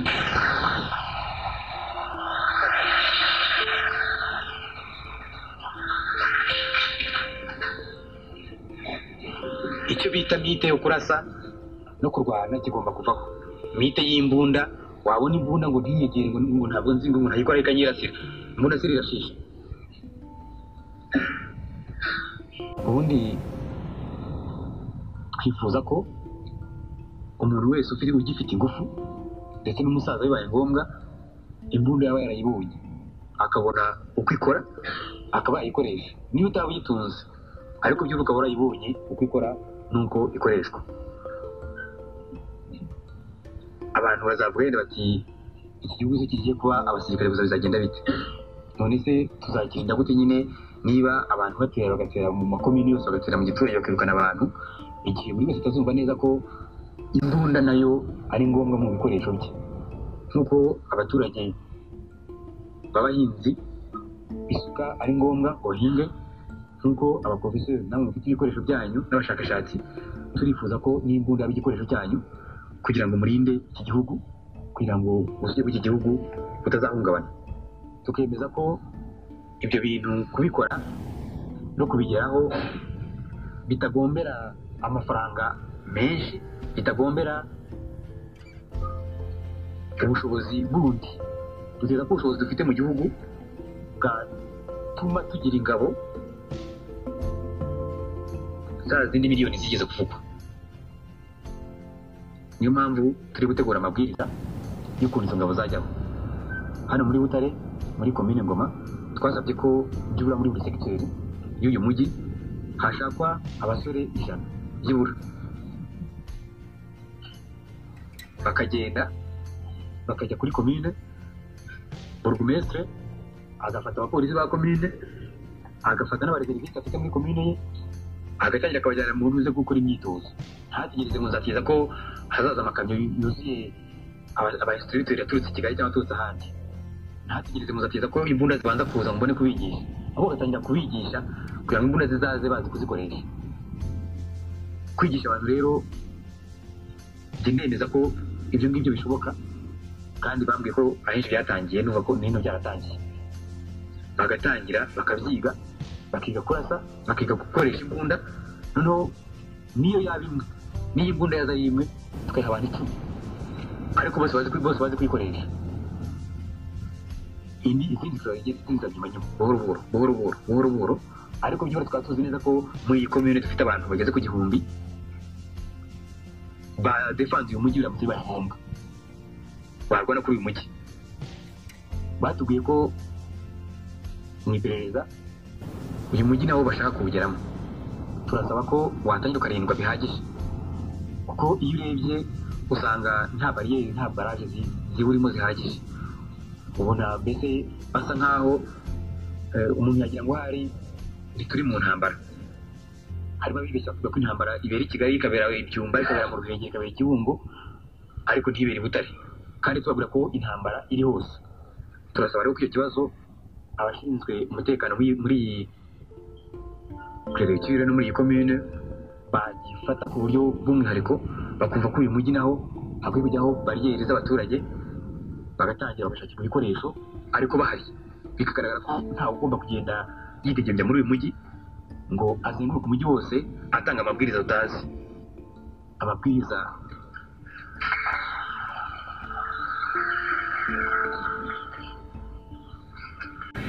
amabwiriza mu by'ukuri yo gukorera umwanzi kuko ubu ngubu nawe yaba ari we wese ubu ni umwanzi kuba wakorera umwanzi ni umwanzi nawe ku giti cye ugenda ubwira abaturage ati mujye kuri bariyeri ntimurinde umujyi wanyu ngo murebe abawinjiramo n'abawuvamo uwo duhamya ko ari umwanzi w'iki gihugu akaba ndetse n'umwanzi wa Butare ku buryo bw'umwihariko abo bantu rero bari guhabwa imyitozo si ukugira ngo nibamara kuyihabwa umujyi basubire iwabo bajye gusinzirira mu rugo ni ukugira ngo barinde uyu mujyi kuko iki gihugu kizarindwa nyine n'ayo maboko yose mu masegiteri ataberamo imirwano cyangwa tubona muri kino gihe hakiri agahenge twasabye ko byibura abantu 10 muri buri segiteri mu makomini yandi nabo bajya kuri komine burugumesitiri agashyiraho gahunda yo kugira ngo bahugurwe n'abasirikare b'abareseriviste n'abapolisi ba komine benshi n'abareseriviste noneho umukuru w'ingabo mu karere akaba ari gukora porogaramu y'ukuntu abo bantu bahugurwa akabereka mbese ibyo bakwiye guhugurwamo akaba akora nk'iby'umuntu yakwita ubugenzuzi ngo arebe ko niba abo bantu bahugurwa hakurikije amategeko ayo mabwiriza rero agiye azasohoka muri kino cyumweru gitaha uko inama ya guverinoma izayiga guhera kuwa 2 hashyizweho abakuru b'ingabo bashinzwe defense civile cyane twifashishije inararibonye mu bya gisirikare les officiers retraités abo nabo muzabamenyeshwa mu minsi iri imbere ariko mu karere ka hano Butare na Gikongoro ndumva ari Colonel Simba ugashinzwe mu rwego rw'igihugu ni Colonel Gasake niwe ushinzwe ibyo byerekeye na defense civile ni ukuvuga ko turi gutangira gukora organisation ku buryo defense civile ibaho kuko bamwe baravuga bati ni amagambo muvuga bati nta kintu byabagezaho mu by'ukuri n'abatarasobanukirwa nababwiye ko intwaro zigomba kuza zisanga umuntu yararangije gukora imyitozo kubwiye gutanga intwaro umuntu atakora imyitozo nanone ntacyo byaba bimaze dufite ibindi bibazo kuko byo kuzibona ariko nabizeza ko guverinoma ikora ibishoboka byose kugira ngo izo ntwaro zizaboneke byanze bikunze abaturage bazishyikirizwa tuzi ko mu byo FPR itinya n'abayishyigikiye batinya defense civile bo birumvikana bagenda bavuga ko ngo ari milisi nta milisi yo gukora ntabwo ari abantu bakorera ishyaka cyangwa bakorera agatsiko k'umuntu ni abantu bikorera ku gihugu cyabo mbere na mbere kandi bagakorera igihugu cyabo ntabwo ari abantu b'ishyaka rimwe twasabye ko mu kubajonjora amashyaka abyumvikanaho abakuru b'amashyaka mu karere bakabyumvikanaho kugira ngo abantu kuko baba ari abantu b'inyangamugayo atazahabwa igikoresho ugasanga agikoresha mu kugira mu kurwanya igihugu ntabwo ari milite nk'uko babyita ko nta muntu barwanirira ku giti cye nta gatsika kanaka barwanirira ahubwo barwanirira igihugu cyabo FPR niba itinya intwaro tugomba kuyikoresha kuko intwaro umwana atinya burya ibikomeye defense civile rero tuyikomeyeho twemeza ko mukwiye kwishyigikira ukiyumvisha ko defense civile itagomba kugibwamo n'agace kanaka ngaka ahubwo ko buri wese ku giti cye nawe wumva bifitiye ubushobozi n'ubushake yaba mu ba mbere biyandikisha niba bavuze ko bashaka abantu 100 muri segiteri, ukaba muri segiteri ya Butare ville, namwe abashakashatsi abaprofeseri n'ibindi mukiyandikira muri abo ngabo 100, namwe mukajya mu myitozo mukazahabwa imbunda ndetse no mukazabona namwe muyobora za peloton na za kompanyi n'ibindi byo mu gisirikare bikaba byo ngibyo.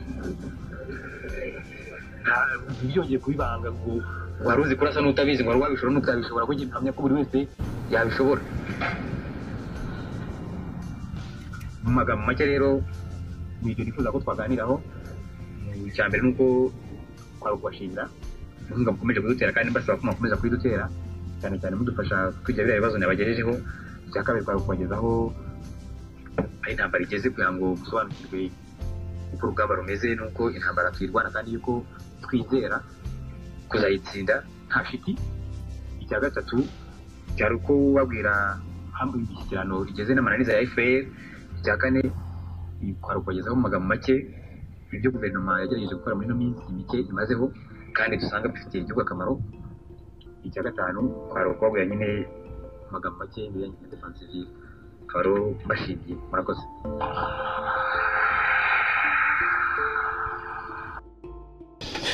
Ngibyo rero bimwe mu bitekerezo, ibibazo n'ibisubizo byatangiwe mu mibonano mu Minisitiri w'Intebe Bwana Kambanda Yohani yagiranye n'impuguke zo muri kaminuza i Butare kuwa gatandatu tariki ya 14 Gicurasi. Mwabigejejweho na Musabire Masipiyani wo mu biro by'akarere bya Orenforo i Butare.